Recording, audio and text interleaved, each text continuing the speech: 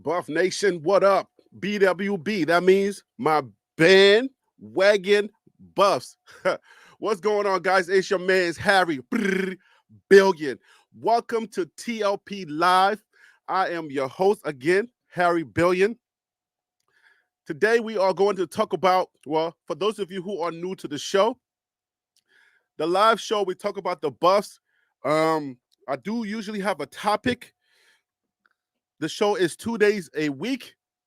It is on Mondays and on Fridays. It starts at 12 o'clock Eastern noon. Sometimes I have technical difficulties, so I may be a few minutes late, so forgive me for that.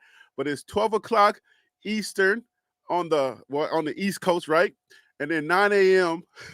9 a.m. on the West Coast. All right, that's Monday and Fridays. All right, so Mondays we do a show where we cover everything that pretty much happened on the weekend. Fridays, we wrap everything up that happened from Monday all the way to Friday and whatever is happening at the time that we are doing the show. So this show covers the Buffs. We talk live about whatever's going on around the Buffs. Coach Prime and the Colorado Buffaloes team, that's what we talk about on this show. So if you are new to the show, I want to welcome you. You have an opportunity to come on here live. I usually have a panel, sometimes depending on if I have people who are available to come on the show. They email me right here at this email, jointlplive@gmail.com. That's where they email me. I send them a link. They come onto the show and they can voice their opinions. Listen, you don't have to be a fan. You could be a detractor of Coach Prime. You can have a difference of opinion. I only require one thing: respect. Just respect the opinions of the person that's talking. Doesn't matter. If you are in the chat, I require the same thing. All I require is just respect, plain old respect. If you notice, I'm also in the comments, and I will respond back to you. If you're disrespectful, I'm gonna let you know that you're being disrespectful. If you keep it football, I'm gonna keep it football. That's all it is. You see what I'm saying? That's all I require. I'm not some robot out here. I'm not one of these robot, or I don't know want to call anybody else a robot, but I'm not a robot creator. All right. I have true feelings. I'm a true person. I'm a real one, as you guys like to call it. I'm a real one. And I'm going to check you at the door. If you're respectful, I'll treat you with respect and we'll have a good conversation, football conversation or whatever conversation you want to have. If you're disrespectful, I feel like it's my duty to let you know that you need to be human. You need to respect your fellow man. You need to treat people like the way that you would like to be treated, unless you want somebody to treat you disrespectfully. Then exactly that's the heat that you're gonna get. But anyways, welcome to the show. Call this email. This email right here is real simple. All right, it's jointlplive@gmail.com. Jointlplive@gmail.com. That's JOINTLP like Peter, live LIVE at gmail.com. And then I'll send you the link. You can come on the show and you can discuss whatever we are discussing.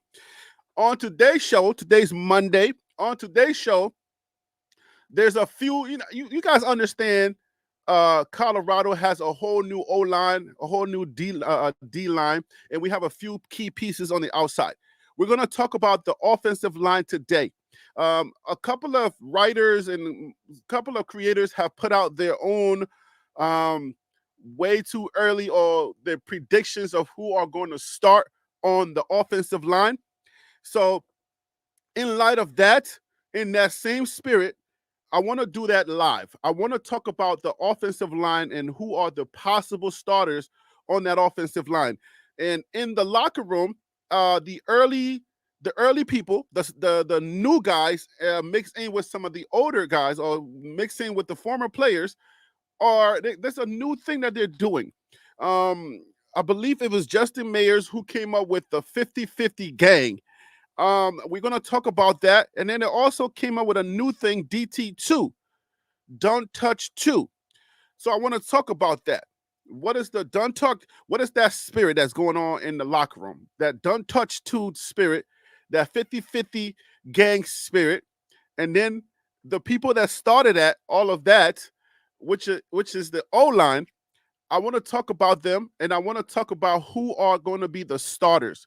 so we can talk about it live. You can give me your opinions, who you think is going to start over who, how deep we are in that department, and we're going to talk about all of that. All right, so don't forget to join me if you want to join me, if you want to talk about this live. Okay, join me at TLP right here. All right, join TLP live at gmail.com. Give me a second, guys. Let me go ahead and send myself the link.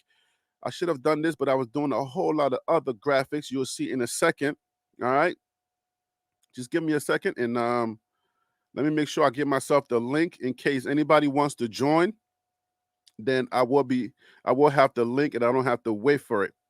So that's what we're going to talk about today. And before we start the show, guys, if you can please do me a favor, just hit that like button. If you hit the like button, it's going to send the show to other people. There are people that watch the show, but sometimes they don't really know that I'm live. So if you hit that like button, the algorithm is going to send the show to other people. And also, don't forget to comment. If you're on YouTube, don't forget to add your voice to the comments. If you comment, it also lets the YouTube algorithm know that we're here and we're, you know what I'm saying, people are interested in the show. Before we get started, I'm going to go ahead and say hello to my guest. That's customary to the show. Johnny S. Garlington. Good morning. How you doing? DC Carson Music. What's up, man? How you doing? Hope all is well. Timothy Smith. Good day, sir. How you doing? Tim is custom to the show, so is DC. East Coast Cav. East Coast Cav said he needs the link. I'm gonna give you the link in a second. We're gonna get going in a second. KMS 929. KMS is always in the chat. Maybe he's working. Maybe I don't know if it's a he or she, but I think KMS is a he. Working, can't never come on the show.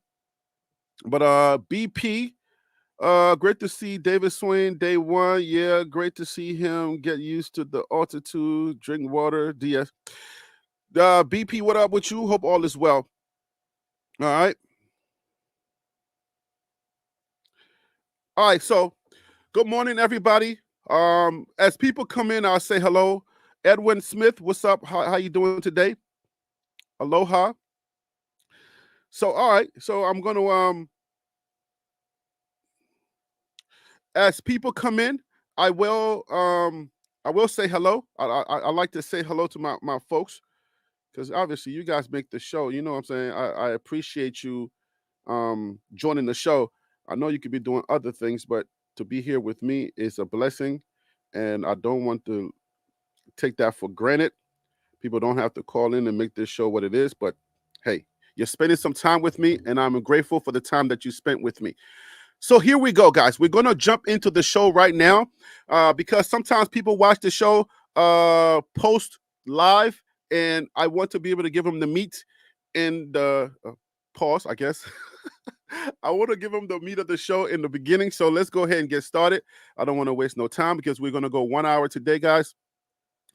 These type of show, Purple Orca, what's up with you, man? How you doing? These type of shows take a lot of research and they take a lot of graphics, but my live graphics, guys, I got a little fancy. So let me go ahead and take this graphic off the screen, and I'm gonna hit you up with this. But bang, look at that. Look how beautiful that looks. It took me a little bit of time to create that.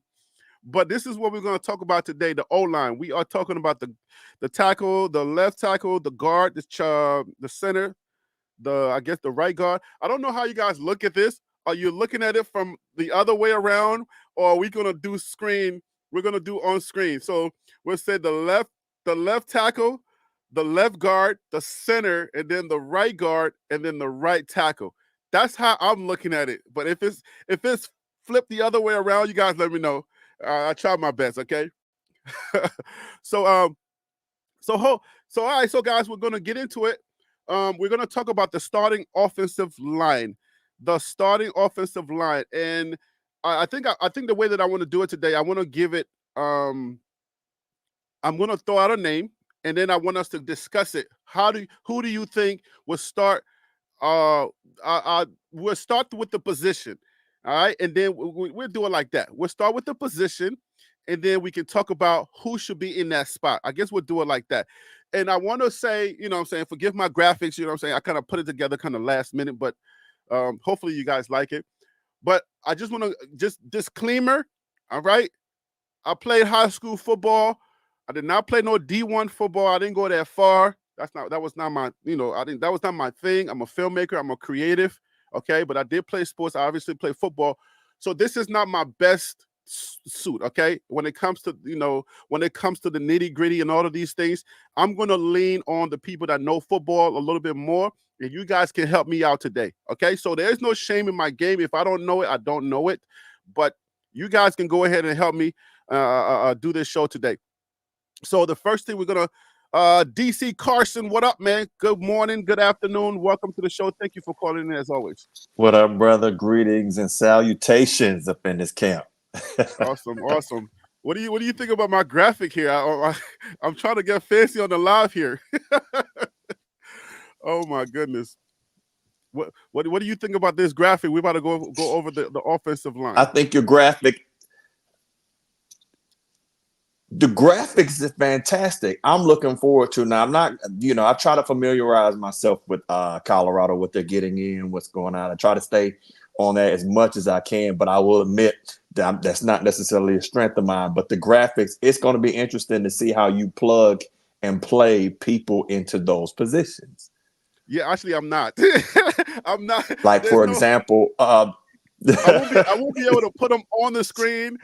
Just kind of like have it on there because there are a lot of people around here that don't really know football. So when we talk about it, you know what I'm saying? I want people to understand that we're talking about this specific position, but I didn't have enough time to kind of like put the guys. I would have actually done it. I didn't have enough time to actually put the guys right on their position. So, but we're getting interesting. I also want to answer Jonas.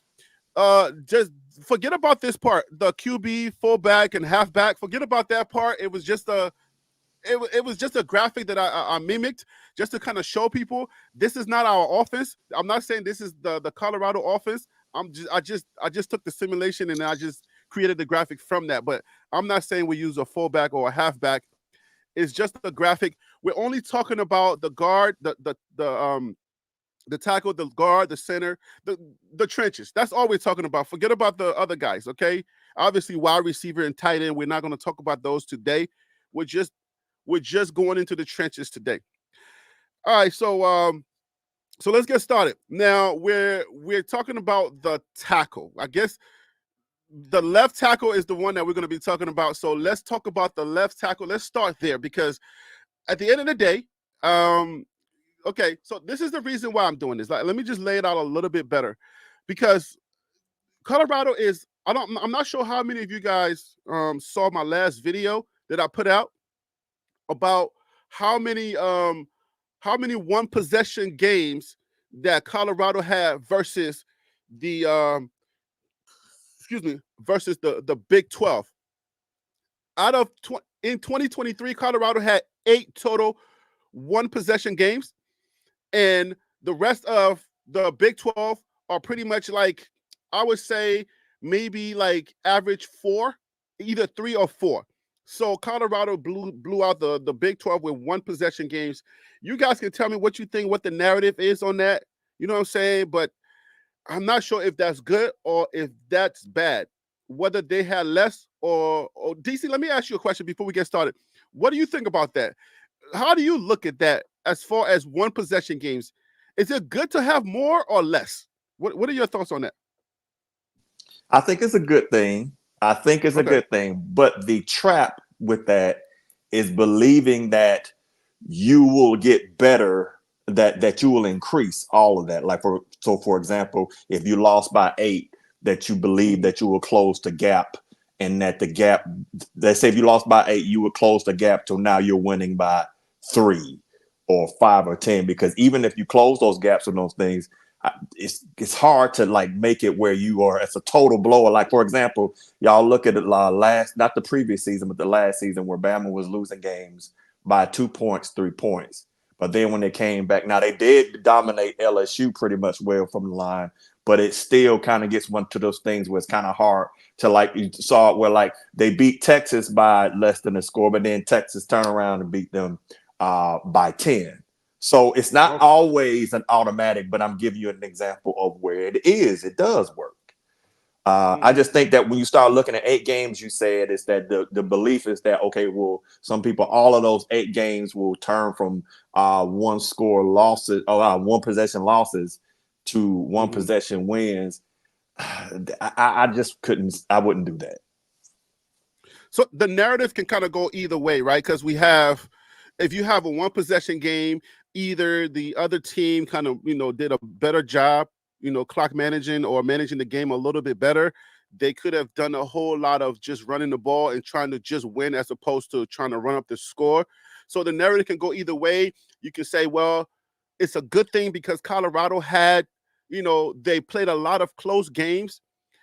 And then you can kind of flip it the other way, like you're saying as well. So those one possession games, depending on how Colorado steps up this year, which I think based on like what I'm hearing, like if you watch the Well of Media videos, I also watch Reach the People as well. But if you watch those videos and you hear the guys talk, it gives you a sense of uh, ownership. You know what I'm saying? It feels like they came here because they saw what was happening. Like that was their mission. They came here because they saw that. And that's how they're coming up with catchphrases, or they're coming up with these 50-50 gangs.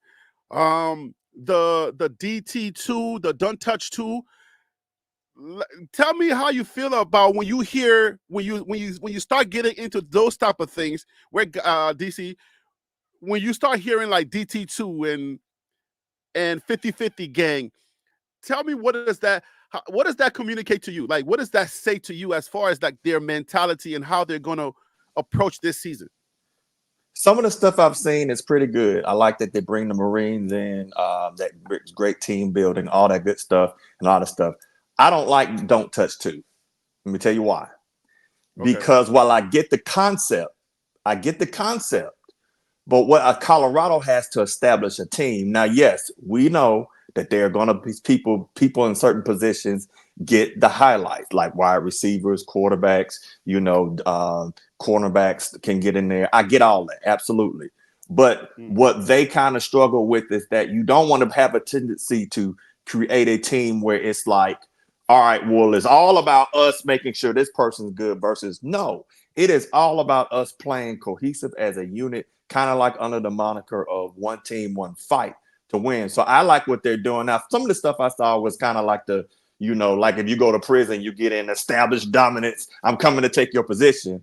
But then I like some of the other things where they're talking about, that they look like they're ready to put in the work to win. Mm-hmm. That may not necessarily, like I say, how it all puts together, fine. But I do like the spirit. But yes, we all get that the quarterback is an extremely key part of the thing. But you don't ever want to have on any team where the focus is all on making sure this person does well. You all want to do well. He does well But when you no, do no, your no. But job. let me Period. explain the spirit behind that so you can understand, because I don't know that. I don't think it's about. They're not thinking about, oh, let's make sure this one person does well. I think the spirit behind that is that the fact that it blew up on social media and it blew up in the media, that you had such a high profile like butt whooping. You had such a high profile like 52 sacks, right?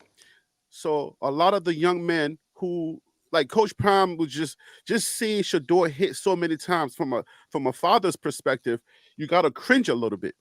And then it comes down to like, if we got one of the best quarterbacks in college football with being hit as many times as he was hit, he was still able to put up like really good numbers, like 3,200 yards and all of that, and 27 touchdowns. And I believe, what's his name? Uh, I believe the Washington State quarterback, I can't forget it. I forget his name right now. He put up 25 touchdowns versus Shador's 27. And Shador didn't even play all of the games.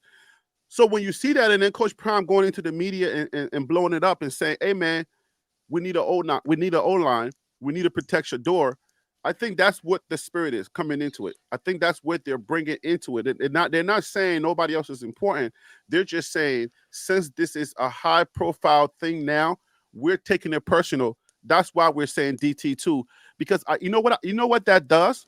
I think that creates um that creates kind of some type of camaraderie. It creates a brotherhood to say we are we are gathering around this one cause. We're gathering around this one issue, and I think that spirit will lead them into battle and may help them to do exactly what they're trying to do, which is protect too. And like X-Men says, your quarterback is the most important piece because he's the distributor of the ball. What are your thoughts on that? All right. Well, the thing about it is, and again, I'm all about good mission statement. A mission statement, let's say for a line, may be to be a stampede. Well, basically, we are flat out running over people. If I'm saying it's protect two, then yes, I get that. That's one of your things that you want to do. But I also sit back and would say is that the mindful of now when you come out with that, now you also have a challenge to that other team. It's like, oh, okay, so now you have a motivator. I get it. I'm just saying that, it's just personal preference. I think like a Why do you think stampede. it's a bad thing? Why do you think? Let me articulate why you think it's a bad thing. Well, because the focus now becomes, again, your brain, when you say like these statements, like mission statements are so critical, it's because now it focuses you on a particular point. Whether you like that or not, it's like it's focused on it. So I get it. I get what people are saying, but what it is that the sometimes it can be the tendency of my job is to take care of him when it's not just to take care of him. It's also to make sure you open up running lanes for the running back. So do you But see isn't that how what that they're goes? saying? That no, Don't touch. If you don't touch two, then that's what you're doing. That is exactly what they're saying. well, why not say don't touch nobody? Do you see where I'm going? Well, Or basically that's to a not really that's like saying it's like saying like all lives matter. well, does the running back not? You're trying to focus on a goal. Your goal. You're focusing on a goal. So you're trying to say, okay, let's protect two. Protecting two is going to open up the room for all of these other things to happen. So it's if you just say, oh, don't touch anybody, that doesn't specify what the mission is. Just don't touch everybody. That's their job. Everybody's job on that in the trenches is to make sure that they open up the line. But at the idea of don't touch two, I think it encompasses the whole thing. Like I say, just the way, and folks got to look at it is that I get why people are saying it your way. I'm just saying it to a point, and I know some folks don't necessarily like it, but but then I would say to those folks is sit it in major organizations and have conversations about what mission statements look like and the purpose of It's it. not a I mission get statement. that. I just feel like it's just more of it's a rally cry. It's more of a rally cry. It's not a mission statement. When people rally around something, when people have something specific that they're rally, even it's like they have a bigger job, they have the bigger picture in mind, and they're rallying around something very specific. I think it gives a spirit of fight, and that's why I like it. But anyways, I don't want to spend too much time on that. Yeah. That's Oh not yeah. the Yeah. only Yeah. part of the show. That's not the only Yeah. part of the show. And I just want to let me just remind people before we get into the show, we about to get started, guys. We're going to be talking about the offensive line and who should start, who would be depth pieces. Join TLP live at gmail.com. It's in that corner on your screen. I know a lot of you guys are at work and you may not be able to call in. I get it. Help me in DC out here. We are not the football guys. Let me get one football guy to call in at least. Join TLP live at gmail.com. It's the email. Join TLP live at gmail.com. It's the email. If you are a football head, you want to talk about who should start, who shouldn't start. Let's go ahead and get into it. The first, and I want to, you can, if you can't get into if you can't call in, if you're not privy to, I guess you're at work, just put your answers in the chat. We're going to go ahead and get started right now. Let me put this thing back up here. It is fair, DC. It's fair to say that the way we're looking at it on screen, right? It's fair to say that the left tackle, right? That's how we're doing it on the screen. It's not the other way around, right? Right. And we can go right off the back. I think that left tackle, would y'all all not agree that's going to be Jordan Seaton? So you guys go ahead and put your answers in the comments. Who do y'all think the left tackle is going to be? Who starts at left tackle for the 2024 season? Now, I would say, okay, we can say Jordan Seaton. Now Jordan Seaton is a true freshman. All right. So if if a true freshman is starting, is that a red flag? I just want to bring it up. Is that a red flag for y'all? Um, he's a true now. Obviously, if he's a dog and he can definitely do the job, he can win the job. But if he's a true freshman, does he start at left tackle? Is that do we even Heck yeah. if we don't have anyone in the trenches that was already there, do we start with that? Go ahead, go ahead. I mean, heck yeah. I don't think you bring in a guy like that with all the hoopla and then you stick him on bench. I don't see that. Now, I see him starting, or let's say somebody comes in and they have some Don't pretty good. start that. Don't start that, DC, because you said don't because we got Cromani McLean as an example. Hey, So don't do that. Hey, I don't want to touch that at all, bro, because folks will lose their mind. It's like, okay, well, my man, he was. I mean, I saw. Yeah, right. I saw Emerald. Some of the receivers they was cooking them, but nevertheless, the bottom. I mean, the bottom line is. I just wanted to warn you. I just wanted you to, so you understand. Like, hey, man, I ain't never seen nothing like that when it comes to Cormani boy. But nevertheless. I would say it's got to be Seaton because of kind of like the buzz around him, and I think it's solid. Now, some wild dog said like about a month ago, he said if you have it where your freshman is the leader on your line, that's not a good thing. And hopefully he's listening. He can correct me. So Jordan Seaton, I would say it like this: Jordan Seaton probably starting, but if Jordan Seaton is your best lineman, you probably got some issues. It's a little hard to set issues because obviously, if a player can play, you play them. So it's not like saying you got issues, right? Because we got left tackle, we got right tackle. So there's two tackles that we have to deal with. But I don't know that it's an issue because obviously a dog is a dog. So if you can play, you can play. But you should have, like, to tell you the truth, you should have somebody in house that you feel like that from last year, like let's go to the let me go ahead and share. Let me take this off the screen and let's share. Let's go to the roster. Let's see who was here last year and see how who are some of the guys that were on this line last year, and then see if we're overlooking anyone. Because do we not have any tackles that were from last year's team that you think can start over Jordan Seaton?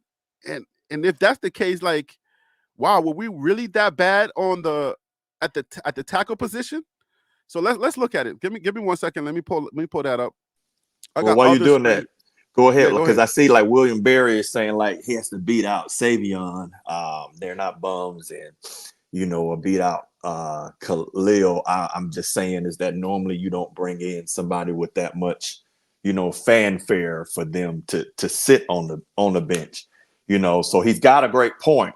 While you're pulling that up, I'm just saying is that you obviously don't. And again, I'm not saying that. Notice what I said. I didn't say he was not good. What I'm saying is if he is your best, then and that well, let me rephrase it. If he is your leader, you got an issue. If the freshman's your leader, now I don't know about leader. I guess is the starter synonymous with the leader? Is that how we look at it? No, you can be starting, but not a leader. So what I'm saying is if he's in there starting, that's fine. But if he is your leader, I don't care what nobody say in the chat, in my face, whatever it is. If your new guy on the team is your leader, the leader of that unit, then you probably have some problems. Didn't say absolute, just said you probably do. Okay, so let's look at some things here and see how this works out. Let's look at this. Give me 1 second here. Let's go once. Let's share this. All right, so you see my screen? Because I can't see it right now. DC, are you seeing my screen? Yeah, I see it. Okay. All right, so our offensive tackles, these are our current tackles, or the guys that were here. And Now, do we know whether Savion is he was injured last year, right? Do we know? We don't know if he's still injured. Um, but I would say he starts if he's healthy, because I mean the guy he's 6'8", 320 pounds. He can ball. I believe that he was he the one that said like he gave like at practice at one of those practices he was like, man, look, we're not playing our best right now. What I'm seeing out there, because he was on the sidelines and he couldn't play. Let me bring on. Give me a second, guys. Let me bring on East Coast Cav. East Coast Cav, welcome to the show, man. Thank you for calling in. I appreciate you. Can you hear me? Yes, I can. How you feeling? All is well, man. How you feeling? How was your Every, weekend? everything? Oh, not bad, not bad. Just watch that corny AFC NFC conference. They're taking the fun out of football, man, doing flag football, but you know. Oh man.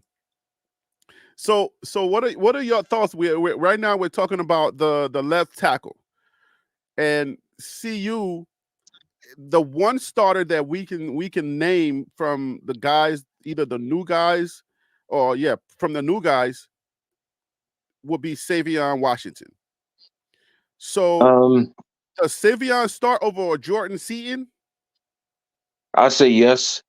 The only but I think Jordan Seaton will get playing time. Now, do we know whether Savion is healthy? Because for Yeah, the they said most, he was. They said he was coming back. all right. So are we feeling like in the chat and also on the panel? Are we feeling comfortable that if we're saying if these are our starters, like day like 20, the spring game, Savion's going to beat out Jordan Seaton, and who are our other tackles that we who are our other tackles? Do we know our other tackles? The new guys. Let's see here. Give me a second here. Let me go I back to think here. Justin Mayer may go to guard and Khalil Benson. Yeah, Justin Mayers, I definitely have as guard. Now we can talk about left guard or right guard, but I definitely have Justin Mayers as guard. But so we would say the are we who is he starting? Is Savion starting at left tackle, or are we saying that Jordan C I are we think he supposed to start at right tackle. at right If I'm tackle, not right? if I'm not mistaken. Okay, let's see here. Let me see what the chat is saying. Who are your picks, guys, for left tackle? Who are your picks? All right, so Savion would be the right tackle. He would be a right tackle. So who are your picks, guys?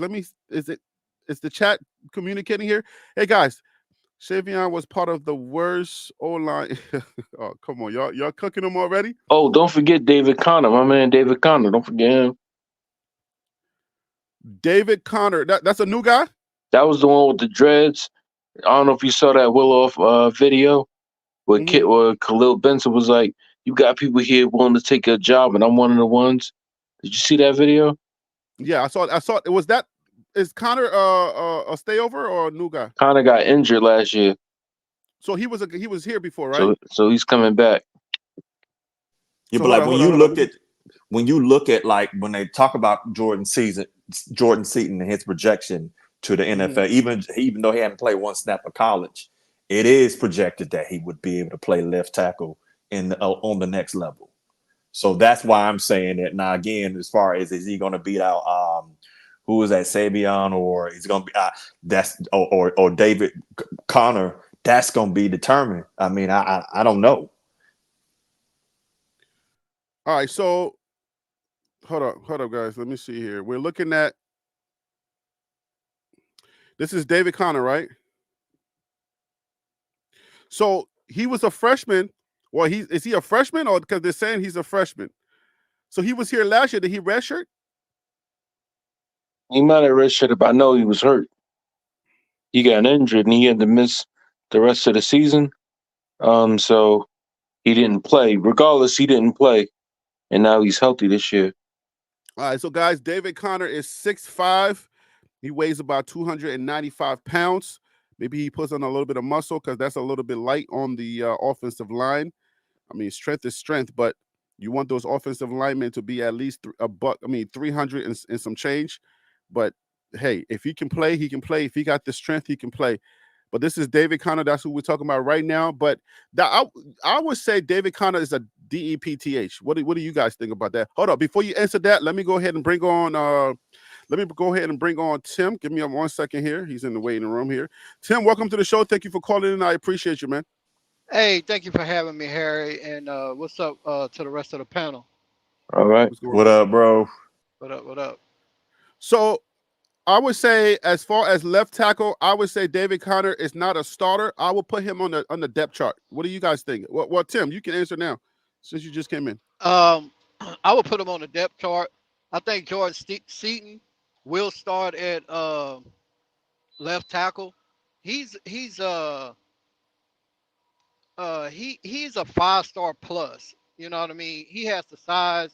His hands are great. Okay. Uh, last season, um, left tackle and right tackle, they got baked at UCLA. Them twin brothers were coming off the edge flying. They were killing Shador down at UCLA at the Rose Bowl. So I feel like he would be a good fit for left tackle. And also to DC statement that he made. I don't think you can define a leader based off their age because Jordan Seaton, in my opinion, man, is a leader, but he's also willing to be led as well. Mm, okay. So we're while we is this a consensus that we're putting Jordan Seaton on that left tackle position? Chat, everybody else? Will we say East Coast Cav? Is that a consensus? Are you on that? DC, you on that? I still feel like he's just gonna get playing time. I don't know about starting. Okay, so he doesn't start. So we can say, well, Savion starts on the right. So we're gonna save that for later. But then who starts? Who starts at left tackle for our 2024? Probably will be Savion. Connor because didn't Connor come from Florida? Am I correct? I know it's a dude in the chat. William Barrett, you know your stuff, and I'm gonna say this for me. I'm studying Colorado because I want to see. See, y'all forced me to study, so I won't look like an idiot on this panel. But the thing is, wasn't Connor at Florida? If I remember, and then he left and came to Colorado. Or am I thinking about somebody else? You said Connor? Yes. Connor's a Georgia kid. His hometown is Georgia. He played at Florida. Okay, yeah. I'm tracking on it. I think it probably would be between those two. I don't know that Connor starts though. I don't think Connor starts at left tackle because number one, I don't know if was he the spring game starter? Connor was not the spring game starter. He had an injury, like he Right. He tore his had pec. got injured in that first game. Did he start? You said he got injured in the first game, but did he start in that first game? I think he started in that first game, and then like East Coast said, he missed the rest of the season. Oh, okay. So if he started, I still don't know that I put him I on don't that. put him over Jordan Seaton, man. I'm not putting him over Jordan Seaton. I'm gonna be honest with you. I think Jordan comes out there From what I'm and seeing, what I'm seeing from Jordan Seaton, I'm seeing a lot of good things from him. At least in the videos, you never know, you know. Yes, Wild I Dog mean these are college is barking. players. The games are bigger and they faster coming off that edge. So, but his technique, his mechanics are already at college level, man. When he was in high school, that's why they rated him a 5-star plus. right. And see, well, Wild Dog. Remember, I told you that Wild Dog talked about maybe a month ago. He was saying, which I was impressed with his football IQ, and he's even saying in the chat, like, no, relying on the true freshman to start to begin the season. That's not a good sign. Yeah, and that's why I say like relying on that's just like saying well, I'll put to you like this. You got caliber players and certain players, regardless of the sport, that are just Oh, your audio's average. gone. That's just Oh, like okay. saying, oh, can you hear me now? Yeah, go ahead. Okay, you got certain players in different sports that's just above average. They're not your average, so to speak, kid. You know, Kobe, he was what? Coming out of high school, he was above average. He was just different. I feel like if some of these kids, if they had the body type and all that stuff, and the NFL allowed them to go straight to the NFL, some of them would. So Uh, I would say, what do you think about Khalil Benson? I mean, I'm gonna let somebody else answer, but I have a I, statement on it. I would say Khalil Benson starts over a left tackle. I would say Khalil Benson would start over Jordan Seaton. I will say this: if Wild Dog has called, has emailed you, like he knows a lot. That's a great guy to get on. I think he Prairie View played on the line. Good guy, very good knowledge. The thing I would say is, again, I think just watching like Prime's dynamics, that I think I just don't think you bring somebody out there and you do that and then you go, I'm not going to put you in there. And how that navigate, see, that's going to be, how does he navigate that? If somebody comes in and they're better than Jordan Seaton, how do you do that? How do you Well, keep them on the bench? let me state this too. You have some offensive linemen that just don't only play one position. Some of them play left tackle. Some of them can play right tackle. Some of them can even play guard. So they can play multiple positions on the O line. So if if you move one of them over to guard that you may feel like that's the best bet, even though he may be good at left tackle, but Jordan Seaton is a left tackle. He may not can be able to play guard. So I feel like that's how you're gonna be able to help the team uh, win games. But if let's say, for example, I am a 5-star plus person and Hmm. I know I can get paid by knowing I can come to the league as a left tackle protecting that blind side. I'm not gonna want to to allow you to put me at right tackle anywhere. I want to stick right there at tackle where I can make that money. Yeah, So but if you can show that you can play left guard, right. I mean, if you can show that you can play left tackle, right tackle, and play guard, all three positions, that ain't gonna do nothing but make your money go up. That's just like Travis Hunter. He's showing that he can play wide receiver and DB. So when they draft him, his pay is gonna be high. That bonus is gonna be high. So let's look at this because this is who I think is going to probably start. Let me take this off the screen. Let me put this on. Give me 1 second, guys. So I would say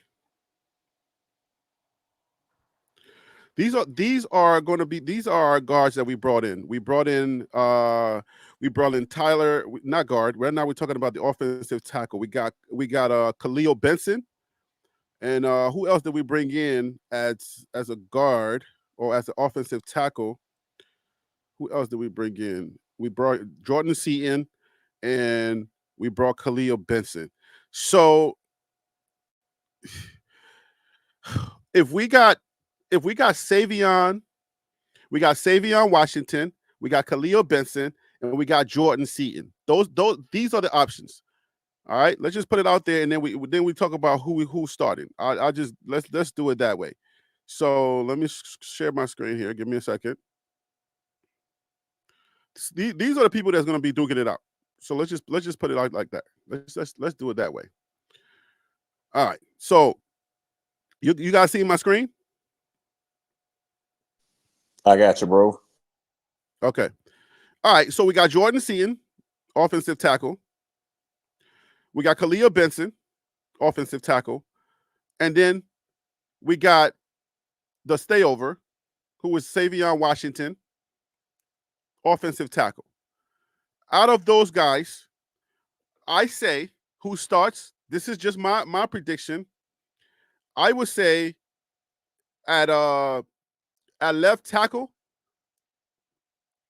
I would say maybe I say Khalil Benson. The reason why I'm saying this is because I'm a little bit biased to when I watch the videos and when I see dudes talk, he's taking a leadership position. The way that he's holding guys accountable. And he's just that dude. He just has that flair. And he's not playing no games. Like he's here and he's on a mission. Like he's a dude on a mission. And I feel like he's going to be helping out Jordan Seaton. He's going to be, you know what I'm saying, trying to coach him up and just get his mentality up to par. Jordan Seaton is going to get a lot of reps depending on how he plays, but I think experience is going to win over. So that's where you get your Savion Washingtons and you get your Khalil Bensons. So I would say Khalil Benson, still Savion Washington. I'll yield to somebody else, but I say Khalil Benson, Savion Washington. Jordan Seaton is a depth. He's as good as he is. I say he's depth, which is good for us. But we get the more experienced guys to play. I'll yield. What do y'all think? That's you, DC. I guess you're the Tim had to jump off. Okay. I'm talking experience. I say experience wins out. That's how I look at it. Experience wins out the end of the day, and that's. Have you seen the well-off media videos with Khalil on there? I have. I thought that, but I know Alfaru was saying Tyler Brown. I thought he was moving to center. Yeah, Tyler Brown's not playing left tackle. We're talking about left tackle right now. Tyler Brown is going to be vying for a center position. So right now, this is what we're talking about. Look at the arrow. That's what we're talking about. Left tackle. He's not going to be playing.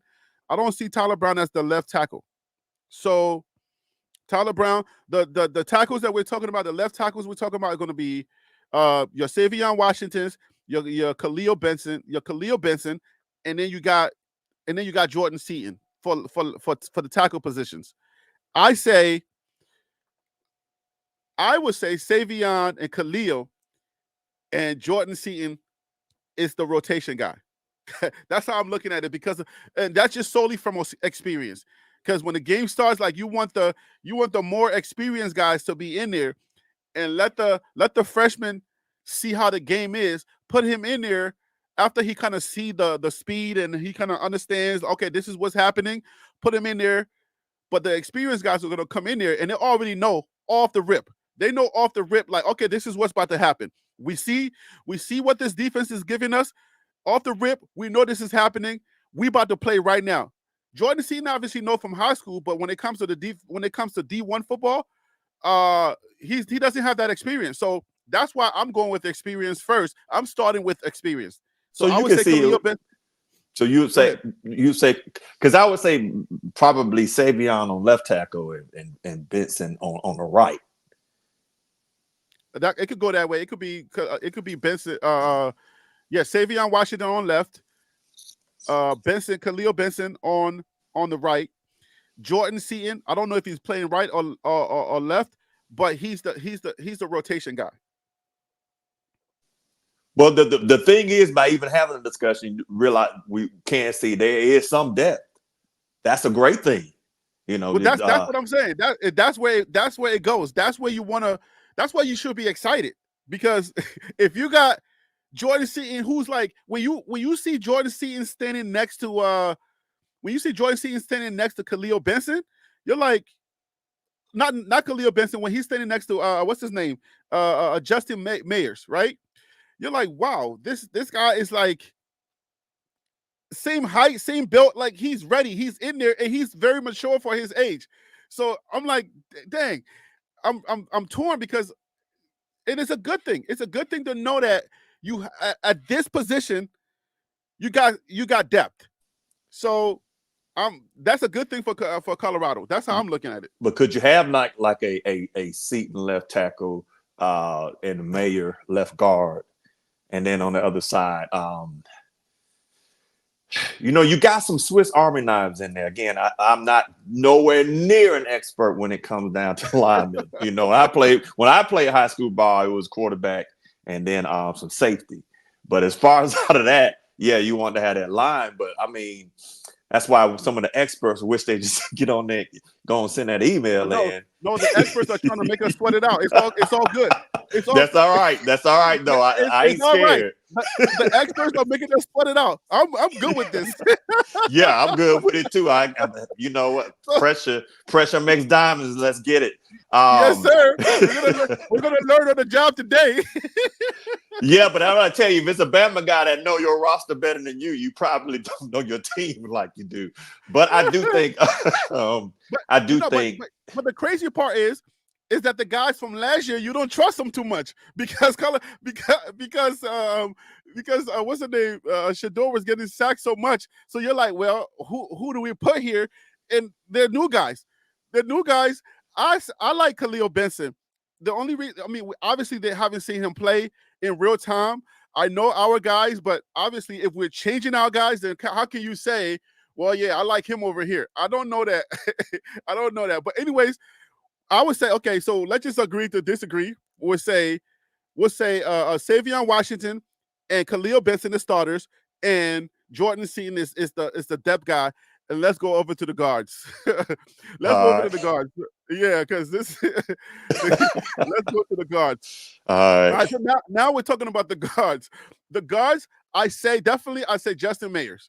Okay, and the Agreed. reason why Justin Mayers definitely started. Like as far as guard, now, I believe in his interview, I think he said he played right guard. If I'm not mistaken, I think he says he plays right guard. I don't know if he said he played. Now, any of you football players, any of you football people that are in the Alpha American Sports, what's up, my guy? Any of you football guys, you can put it in the chat. As far as like guard play, is it easy to go left and right? Because I know as far as like, you know, depending on how the defense is looking, I don't know if left and right guards can easily flip positions. I have no idea. But the guards, guys, let's go ahead and share the guards. Let me tell you the guards on the screen. Now, I know that Tyler Brown could easily be guard, but I believe Tyler Brown is vying for a center position. And if I'm not mistaken, I think that's what he played in at Jackson State. I think Tyler Brown plays center at Jackson State. So I don't think that he's going to be it's either going to be Tyler or Justin Mayers. But I think Justin Mayers, like hands down, I'm like, yo, from what I've seen, I don't know his play, but if you listen to him talk, he's a one-year guy. He's definitely NFL material. And from what I'm seeing, I just say at this guard position, we got Justin Mayers starting either at left guard or at right guard. Now I don't know if it's right guard or left guard. I don't remember that. I believe it was left. It was left. If I remember correctly, might as well as left. Let me share the screen and let's go back to the signing day sheets. Let's see. Let me take this off the screen as well. All right, so what did he come in as? All right, so he's either going to be right or left, but definitely Justin Mayers is going to be is going to be a starter. Let's see who else we got here as guard. Did we bring in any other guards? Tyler Johnson. Yeah, TJ. Yeah, absolutely. Yeah, Tyler Johnson. So do we start? I guess we start Justin Mayers and Tyler Johnson. Yes, that's your guards right there. Those are your guards. All right. Now, and sorry, chat. Sorry for the video, guys. We can't articulate whether it's left or right. All right, but Tyler Johnson, guard, starting guard. And Justin Mayers, I think I thought he was right guard. Did he say right guard? Oh man, that sucks that I can't remember whether he said right guard or left guard. Justin Mayers. But see, some of those I think it's like plug and play. So I'm, again, a little foggy, but I would say if you were to ask me who I would say, hey, I believe these people are going to be started, and which side I'm going to go, Mayer with the left, and Johnson on the right. Okay, so we're putting. Let's go ahead and do that. Let's let me clear the screen. All right, so we're putting. Give me a second here. On left guard, this one right here, we're putting Justin Mayers. All right, we're putting Justin Mayers on left guard. All right, and let's go ahead and remind the folks who Justin Mayers is, in case you are not familiar with the team so far. We'll remind you of who Justin Mayers is. All right, Justin Mayers. He's 6 foot, 320 pounds. He's a senior from Fresno, Texas. All right, his high school was Reedy, and his previous school was University of Texas in El Paso. All right, so I don't want to bore you with all this other stuff. You can read that if you want to go on the site. But yeah, but this is Justin Mayers, and if you've been watching all of the Well Of Media videos, he's a solid leader, and he's really getting close to he's getting to know Shador a lot. They're becoming good friends.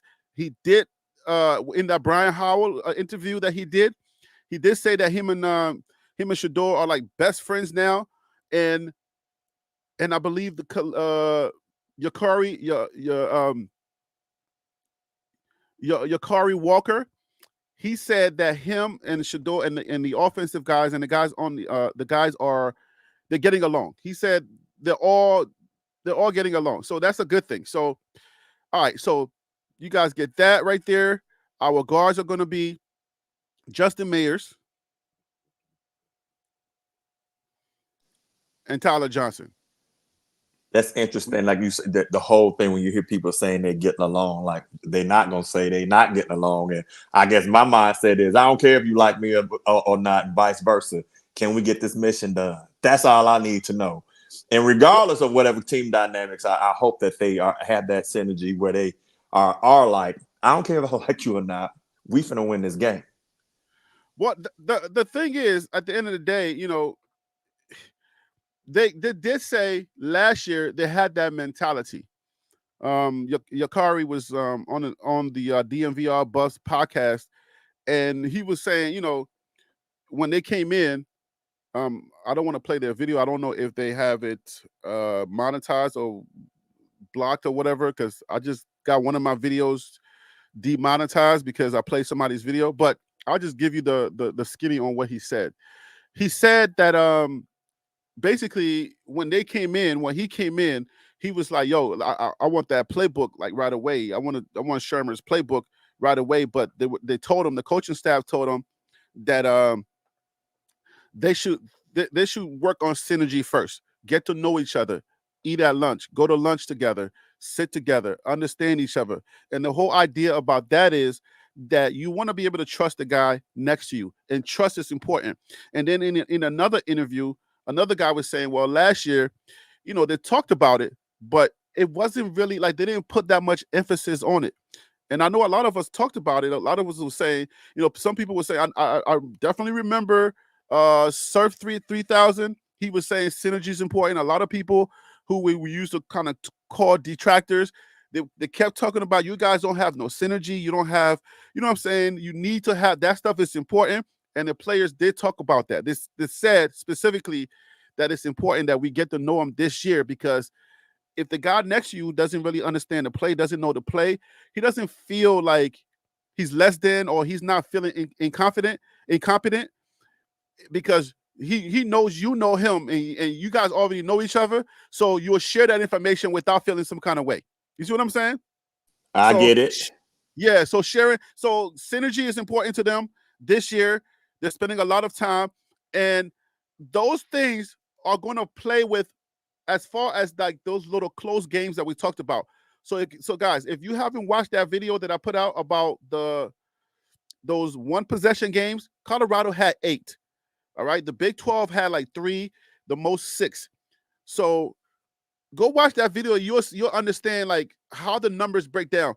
If you have 8 close games, it's gonna come down to just a few things, just like little minor details. If Colorado can correct some of those things, Colorado can really win some more games. And I think based on what the players are saying, based on what these guys are saying, it could come down to those things. It could come down to the 50-50 gang, feeling like you have something that you're doing. It could come down to DTE, don't touch two. So those little things kind of give you that extra motivation to be able to to want to do your job. So it could come down to that. So who do we say the center is going to be to fill it out? Who do you think it's going to be? Let me send this link, and then we'll talk about the centers. And I got some football guys that want to come on now, so let's. That's all right. So stop sweating over here because if you start getting to like schemes or something, I'm out. I know when to tap out and say, "Hey, that's I know you're like, above yo, I'm out, Harry B. I'll see you on the net. I'll see you on Friday." But with that, because even with your graphics, I'm sitting up there laughing, man. Good and well with the backfield, you might as well just put 5 wide outs. It's going to be wide open. But yeah, you still need the line, so I got it. So for those of you who are just watching, guys, this is not Colorado's offense. We're just talking about the trenches. We're talking about the TGCGT. TGCGT is who we're talking about. Forget about the tight end, the wide receivers, quarterback, fullback. That's not what we're talking about. I just happen to just have this up. That's all I can find for at the time being. Right now, we were talking about the guards. So the guards are going to be. We said Khalil. We said what? Who did we say for the guards? We said Mayer and Johnson. We said Tyler Johnson and Justin Mayers are going to be our left and right guards. That's who we think are going to start. All right. CU Buffs Dynasty. Welcome to the show. Thank you for calling in, man. I appreciate you. What's going on, fellas? How y'all doing? What up, bro? 10-4. All right. So right now the arrow is on the guard. Did we get it right? Did we fumble the ball? Did we butt fumble on the guard? You spot on. Justin Myers, he will be the. Oh, you better say Mayers before they come get you. Okay, Mayers, he will be the left guard. If you listen close, he's going to be helping. Audio's breaking up. Say that Jordan again. Seaton. Your audio was breaking up. You're probably in Hold on, let me get through this bad signal area. Hold tight. All right, so yes, Justin Mayers is probably going to be the left guard, and then we got Tyler Johnson, who's going to be the right guard. Can you hear me now? Yes, we can. Can you hear me now? Okay, yeah. Justin, what is it? Justin Myers? Yeah, Justin Myers will be the Mayers. He will be the left tackle. If you listen to some of the videos, he's saying that he's going to be the one to help Jordan Seaton along over there on that left side. Okay. Yeah, he actually I was getting a lot of heat from some guy. I guess some guys he's enamored with me. So he goes on the videos and he's like, look, this guy don't know what he's talking about. He's calling him Myers. It's not Myers, it's Mayers. And Justin actually came on the video and he corrected me. He was like, yeah, you're right. He's like, yes, he's right. It's Mayers. But the pronunciation could be Mayers or Myers, but it's based on the person. Because we're looking at Khalil, not Khalil, but we're looking at your carry. If you say your carry, it's a good pronunciation as well, but he pronounces it Yakari. So it's just one of those things, but it's Mayers. If you pay attention to Shador, on your left side is your blind side, so you have to have a lot of trust in your guys on your left side. And if you pay attention closely, he's hanging with Mayers and Jordan Seaton the most because he's building that trust with them to protect his blind side. So where the arrow is right now, that's what you're talking about on the left-hand side. That's your blind side. Correct. Yes, left is your blind side. For a right-hand quarterback, it is. Oh, okay. So for a left-hand quarterback, then they want to on the right guard. Correct. Okay. Good information for us. Thank you. So guys, if you are not a football person, just follow the arrows. We are only talking about TGCGT. That is the trenches. All right. This is obviously Bus Education Channel for BWBs. A lot of BWB means bandwagon buff. That means you came over. Excuse me. You're following Coach Prime, not necessarily football, and you just want to know what's going on. And right now, that on the screen right there is how the offense will look. And we are talking about the left guard, and we would say the left guard. One more time, guys. The left guard would be Mayers. Justin Mayers, and then the right guard is wait, is it Justin? Yeah, Justin Mayers, and then the right guard is going to be who is the right guard? I would assume That's Tyler Johnson. Johnson. Yeah, Johnson. yeah, Tyler Johnson, right? yep. Hold on, did we say Tyler Johnson was hold on, is he a guard? Give me 1 second, guys. Yes. Yeah, he's a guard. He should be. But I think Oh most of yeah. those guys are really plug and play. To be honest. Some of them in the video they've been specifying like, oh, they played this better and they played that better. Because if Yeah. I think if like for Shador, they were real heavy on that left hand side of his. So, you know, if he can get somebody there that's really gonna make sure. And you know, one thing that I was noticing this year was the lack of communication. Did you guys notice that? I feel Between who?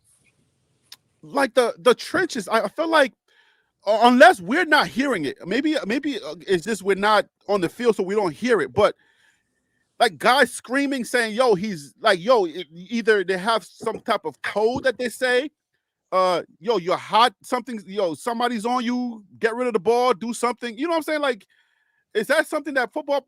Isn't that you aren't you supposed? If you're in the trenches, aren't you supposed to scream and say something like, "Hey, Shador, he's on you. He's on you." You mean from last year, or Yeah, from last year, I felt like the guys like somebody was like coming at Shador, and I see somebody looking at him, looking at the guy go. He misses the guy, but he doesn't say anything. And then Shador gets sacked. oh yeah, it was definitely a lack of communication last year. Okay, that's what I was thinking. Because I'm like, if you say something, Shador doesn't understand. That's his blind side. He doesn't see that coming. So if you say, "Hey, yo, do they have codes that they have? I don't know if they have any codes. Like, yo, he's on you. He's you hot. Like, say something so Shador would know. Oh, okay, I got to get rid of this ball.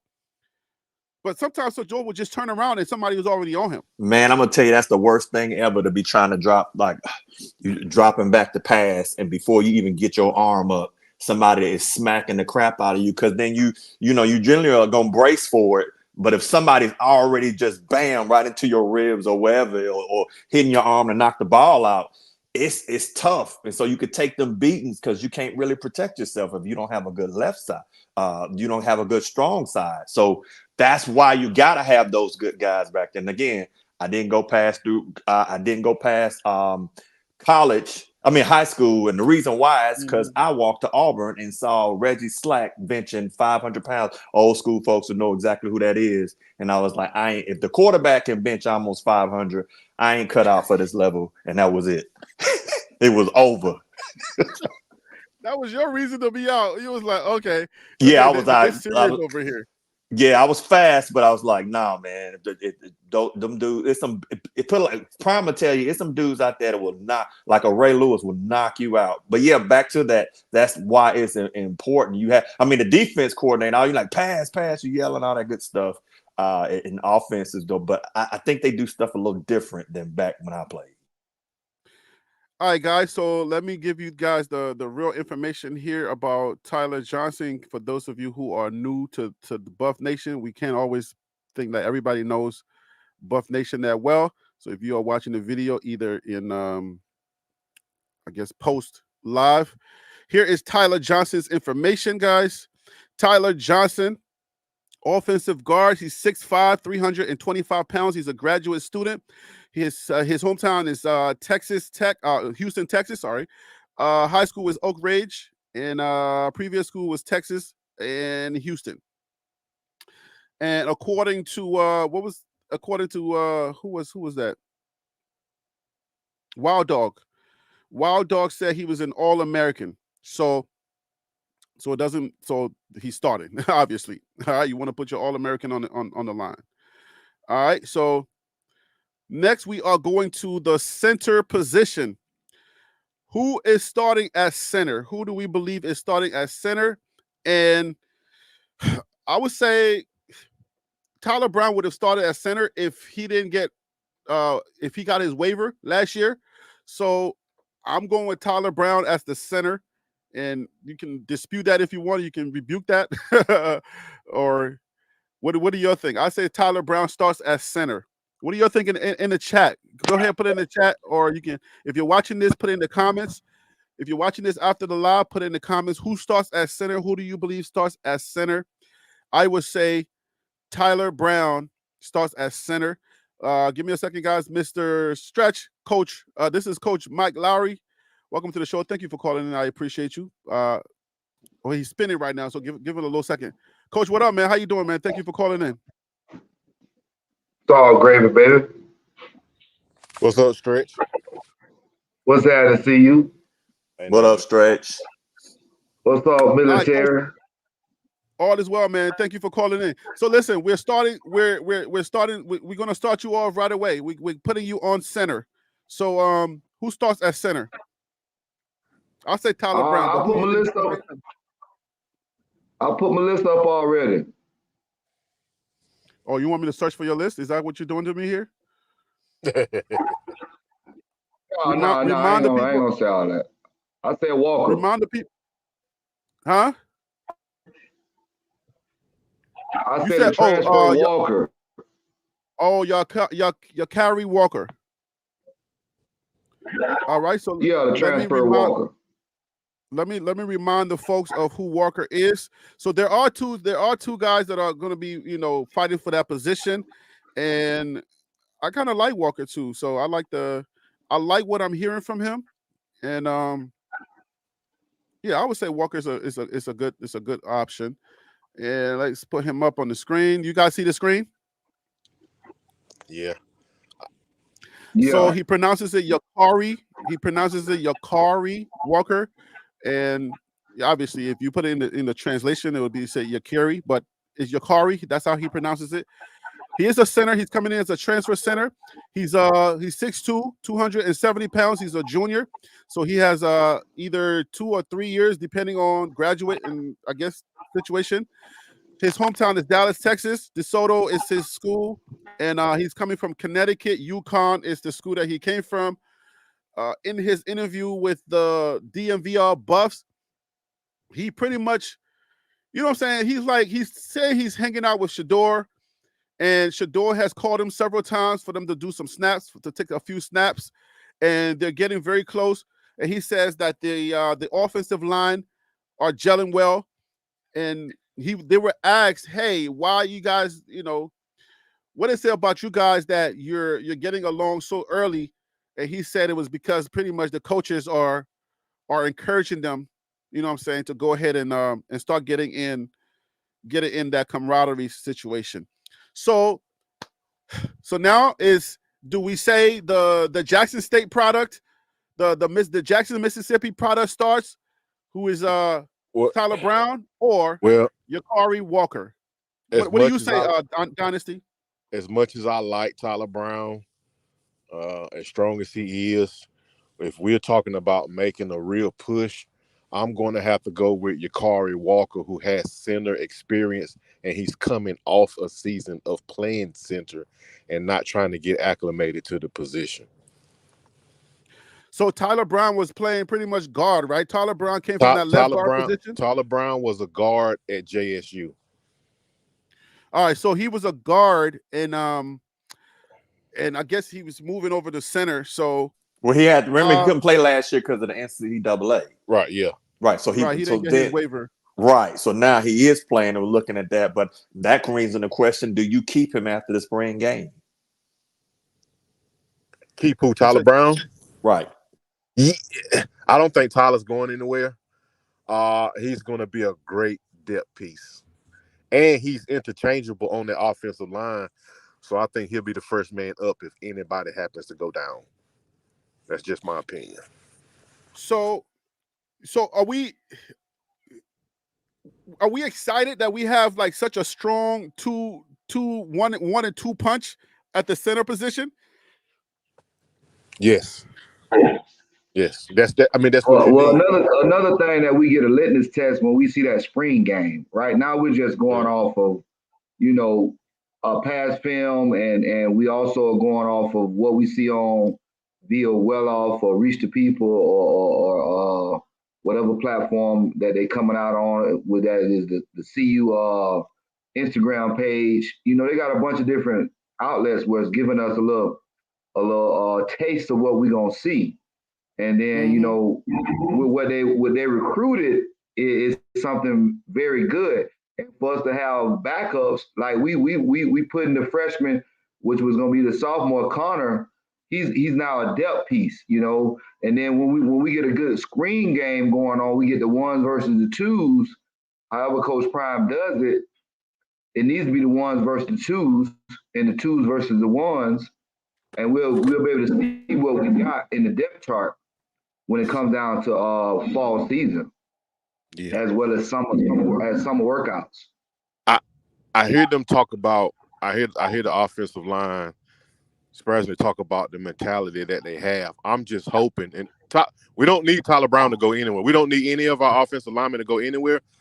I just hope that the mentality in the offensive room is that, hey man, even though I may not be starting, so I hope that the offense has the greater goal in mind versus their personal goals. I hope that they understand that, hey man, in order for us to succeed as a team, we need all these offensive line, because anybody can go down the end moment, and I just want to be ready if somebody goes down to step in and do my part, to keep us moving forward. I hope that that's the mentality that's inside that room. All right, guys. So if you can do me a favor and hit that like button, please. We got about 120 people in the room right now. If we can hit that like button, we can get a few more people watching, because what this does, guys, the number of videos that I'm putting out, hopefully y'all appreciate those number of videos. It gives us a little bit more insight. But those number of videos that I'm putting out, and then also looking at the Big 12. So I'm doing a lot of Big 12 research, and I want everybody to thank you, Coach. I want everybody to understand the reason why I'm doing these videos is because when we do a live like this, you get to see in real time, like at each position, when you got such strong guys. We start off here with nothing here, and then we start off with the left tackle, and you see like two guys that are so good that can play that position. You're like, well, wait a minute. So they're really like that at that position.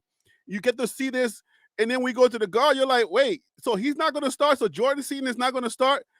If he's not starting, that means that you know what I'm saying? Like we're deep there and we're good there. Okay. So, and then we get to the center, and think about the fact that Tyler Brown is such a good player, and he's such a good friend of Shedeur, and he takes protecting Shedeur personal. And you saw that in his waiver interview. So think about the fact that Tyler Brown is not going to start. Like, if he's not going to start, right? You got another guy from UConn that's going to start, and then you got another guy who he's Jordan Seaton's guy that came over, that may even start in that position. Not start, but maybe a depth piece. So what's his name? What's his name? Cash Cleveland. Cash is the preferred walk-on. He'll be number 3 on the chart. Cash should be number 3 on the chart. He's not even really in the mentions right now. Right, but Cash Cleveland is a player. But what has to happen is you got to look at, like you said, these dimensions. The only way you put Seaton in is if Coach Prime promises something, as well as his body dimensions. You know what I'm saying? The truth in the pudding is when the players get in between the lines and play the game. Like they had last year. They had very, very few footage of the line going against the line last year. The defensive line and the offensive line one-on-ones. When that happens in practice, then you'll be able to get another litmus test of what you got in the trenches. Right now, off the dimensions that they got 300 plus. They got a good line. They got look like a meaner line, and a line that's going to take a lot of dignity in protecting Shedeur. So we can see 4,000 to 5,000 yards, 4,500 to 5,000 yards passing with 50 TDs. That's what I'm looking for. Yeah, those numbers are. Those are not crazy numbers based on the depth that we're seeing, based on the information that we're getting from these specific positions. Now that we're going inside of the trenches and really putting faces on it, those numbers are not, you know what I'm saying, are not crazy. So Alpha Roll, welcome to the show. Thank you so much for calling in. I appreciate you, brother. What's up, guys? What's up with you? What's up with you guys? What's up, Alpha? What up, Nothing bro? much, man. Nothing much, man. Yeah, Tyler Brown. I think I think he's probably more of a guard. I think he plays some center, and I hear a lot of people talking about he plays some center, but he hasn't done it in a while. And playing center is way more than just being strong and fast. You got to make the calls. You got to run the whole offense. You think Tyler Brown's ready for that? I'm just curious. Or is he more of a tell me where to block somebody, I'm gonna block him? Right. Yeah. That's a good point. That's kind of the same point I was making, Al, for you to play center and to be trying to make a move like CU trying to make. I don't think you go with a person that's trying to actually learn the position. You go with a person that's fresh coming off playing it last season. Yeah. Hey, Wild Dog, just let Wild Dog know he didn't make All-American at Louisiana Tech. Just letting him. He keeps putting that out there. He didn't do that at Louisiana Tech. He made All-American at JSU though. He made third team All-American at JSU. He made at the guard position, right? Yeah, I believe he was mainly a guard at JSU. Yeah, he was a guard at JSU. Yeah, he was a guard at JSU. Yeah, okay. But I think he played center in high school. He played some center in high school. He played center, I think center, guard, and tackle in high school. Yeah, that's why I said he's going to be a great depth piece. And if anybody goes down, I think he'll be first up to come in and rescue that spot. Yeah, but the kid from, I'm not even gonna lie, even though he's a walk-on, the kid from IMG, one thing that IMG does do is they do play college-style offenses, and they teach them because they're pretty much in the film room all day long. They teach them what to expect in college. I'm not even gonna lie, since Tyler Brown hasn't played center since high school, I'm thinking the kid from IMG, even though he might not be bigger or faster than him, he might be more prepared to play center now if somebody was to go down than Tyler Brown, to be honest with you. I mean, Prime he's two on the depth? I think the kid from, I'm talking about where he's coming from. IMG is not a regular high school. IMG is a high-end high school. It's almost like a kid coming from Juilliard. IMG, that's what they do. They play football. So when they're talking about what fronts, what the running plays are, what the calls are, what the pass protection, I think he's going to be more advanced from the mental side of center than Tyler Brown would be. That's my gut. That's what I would think. I think Tyler Brown's more physical, but I just think the kid from IMG knows everything that you're talking about because they've been learning that stuff for the last 3 years. Would you disagree or would you agree? I can agree with you. From a depth, I mean, I'm not a football scheme guy, but as far as a depth, having Cash, having Tyler, if they need to, because I mean, obviously, him and Justin Myers or Mayers, I keep saying Myers, but him and Justin Mayers are those true guards. But if they had to have another center, if somebody went down, I would say, if you're just like a casual fan, this information to let you know that you should feel comfortable, just because you have guys that are capable of playing that position and they are true and ready. You got the UConn guy in Yakari Walker, and if he's the starter, now you got two other guys who are just as capable, and they take protecting the quarterback after that ball is snapped. They take it personal. So it makes me feel good as far as just a casual fan just looking in. Well, TLP, I think you put a little more flavor on that. The conversation that we're having today, am I wrong? We're comparing each player to each player. We're not saying like the kid from IMG. I'm not saying he's ready to be a center to take us to the national championship. That is not what I'm saying. I'm comparing him to Tyler Brown. So everything we're doing here is comparing the players to each other. We didn't say, is this player better than the guy at Kansas State, or is this player better than the guy at Oklahoma State? Right. So you know what I'm saying? I'm not saying better. I'm talking about our team, because the thing is, I will do videos that go into their trenches, but I'm talking about our players being capable of playing that position. So it's important for us to know that we have players that are strong and can play the position. Do you think that's the message that I always sent to the constituents, to the fan base, because a lot of people are online. A lot of football guys, what they do is they crowd the lane. they make too much the football talk. Nobody can they don't break it down far enough to let the layman know, the person who is not like, oh my gosh, I know everything about football. They don't let you know in layman's terms, like this guy can play the game. Like he's not going to be one of those guys that you watched all year long, who was watching people come and take Shador down. That's not Okay. what I'm saying, I'm putting it in layman's terms so that the layman can just say, oh, okay, we're getting some really solid guys that can play that position. Forget about who else is going to be lined up across from him. I'm talking about our guys. Okay, Our so guys are solid guys. let me ask you a question. Do you think Wells would be the starting center with this group of centers? Oh, you talking about Van Wells? Do you think Van Wells, because he played on the line last year, do you think Van Wells is better than all the centers they have this year? I don't know. I like what I'm hearing from Yakari Walker from UConn. I know he's a little Yakari, smaller. He's smaller. He's a little small. He's smaller on the smaller side. I as far as the size is concerned, I'm not really worried about the size per se, because I think what Coach Prime likes the more than anything else than stats is heart. And what I'm hearing and seeing from Yakari is that this guy, he mentally he's there. Mentally, he thinks like Coach Prime. And that's what I like to see. I like to see somebody who he's 270, 6'2", from Dallas, right?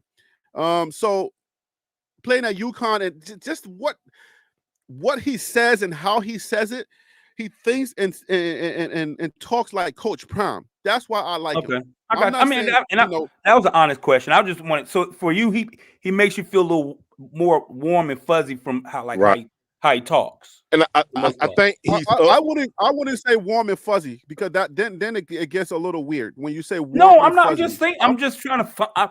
I was just asking you a question on the football side. I'm articulating what I'm saying is not. What I'm articulating is not warm and fuzzy. What I'm articulating is what he's saying. It sounds like he's a dog. The way that he moves, the way that he carries himself. The center position is somebody who has a lot of confidence in their play. He sounds like that guy. So that's what I'm saying. So I'm not one of those warm and fuzzy types, because my channel is not about warm and fuzzy. I like to give data that maybe somebody who doesn't know much about football, they can say, okay, I see what Harry is saying. I can see. I look forward to watching him to see if it transpires that way. I don't want to give people warm and fuzzy feeling, and then that person doesn't pan out. And so that's just kind of weird to say. You know. I think Yakari is also putting on a little weight. I think he's 5 pounds up now. And he's looking to put on another 5 to 10 pounds. All right, so let's go to the. So we talked about the guards. We said the left and the right guards. I know Alfaro, you just came on, and Coach, you just came on. What are you guys' prediction for the right guard? It sounds like Johnson and I think you said Mayers. Johnson and Mayers sound like from everybody that they're the locks at guards. It pretty much sounds like that. They played at a high level. They performed well, and they're big. They pretty much have everything that you're looking for. If they don't start, then that's a good thing for Colorado. That means somebody really stepped up. And that's what it's looking like. If these guys, I agree. If these guys, go ahead. No, I said Coach, I agree. Oh, okay. So, Coach, who would you put at right guard? Because obviously the left guard being Shador's blind side. Who would you put at the right guard position? I'm going with Johnson. From either one. I'm going with Johnson. You're going with Tyler Johnson. Correct. All right. So, Alfaro, who would you put at right guard? From what I'm hearing, Tyler Johnson. That seems like that's consensus. It sounds like he's just as a locked as Mayers is, from what I'm hearing. So yeah, I like Mayers. Well, from what Mayers in his interview, from what he's saying, it seems like Shador's is, and I hate to say favoring him. It seems like him and Shador are getting real close. And if if we're saying if Buff CU Buff Dynasty was saying that left guard position because of the Shador's arms or because of his because of his left, is he left-handed or right-handed? He's left-handed, right? He's He right-handed. was a right-handed quarterback. Okay, so then his blind side being the left guard. I like Justin Mayers there. Yeah, but they got him out there in the country in country prime. They riding 4-wheelers together. You already know that's the side he got to be in. That's what I was trying to tell him. That's his buddy. Yeah. So I like Justin Mayers protecting Shador on the left because that's his blind side. And then because if he's saying we're like best friends now, I try to read between the lines to see who's taking this personal, who's really taking this at heart, and who's looking at this from a lens that says, if you touch two, like that DT2, if you touch two, it's about to be a problem. And there are other things that are attached to this. 1 year left. He's about to go to he's about to go to the NFL. So this is a proven year. This is what he said in I believe it wasn't Well Off. It was the Reach the People. He said, listen, man, this is the money year. This is money year. So when a guy is taking his career to that next level, he has something to prove to these NFL scouts. So I like him in that position. For those reasons, those are my reasons why I like him in that position. If he's supposed to be protecting Shador on his blind side, then I like him for the fact that he has 1 year and he knows that he has to show he has to show more than the other guys. So that's why I like him in that position. But Coach Prime did say he's tired of getting those one and done guys. So that he did slip up and let us know he's trying to build something there when he said that. Well, I mean, I think it kind of boils down to who can you get when the world is against you, kind of like sort of like that, because it's like so many teams and so many coaches are using like racial tactics and all kinds of tactics to recruit against Coach Prime. So at the end of the day, you got your desires, but then you have to just get who you can get and trust that you can win with the guys that you get now, and then continue to build the way that you would like to build. That's what I think. If you pay close attention and look at what Coach Prime is bringing in as far as the transfer portal this time around, he's bringing in. He has a couple one and dones, but the majority of his players, they have 2 to 3 years left. So that's what he's trying to do. And I think getting kids in the portal with 2 or 3 years left, it gives you more time to kind of be selective with the high school recruits that you want to get. I think it's a great process that he's doing. Yeah, and then so this year, if we can get more wins this year, if we can at least, I would say at the least we got to go 8-4. That's just me from pure recruiting standpoint.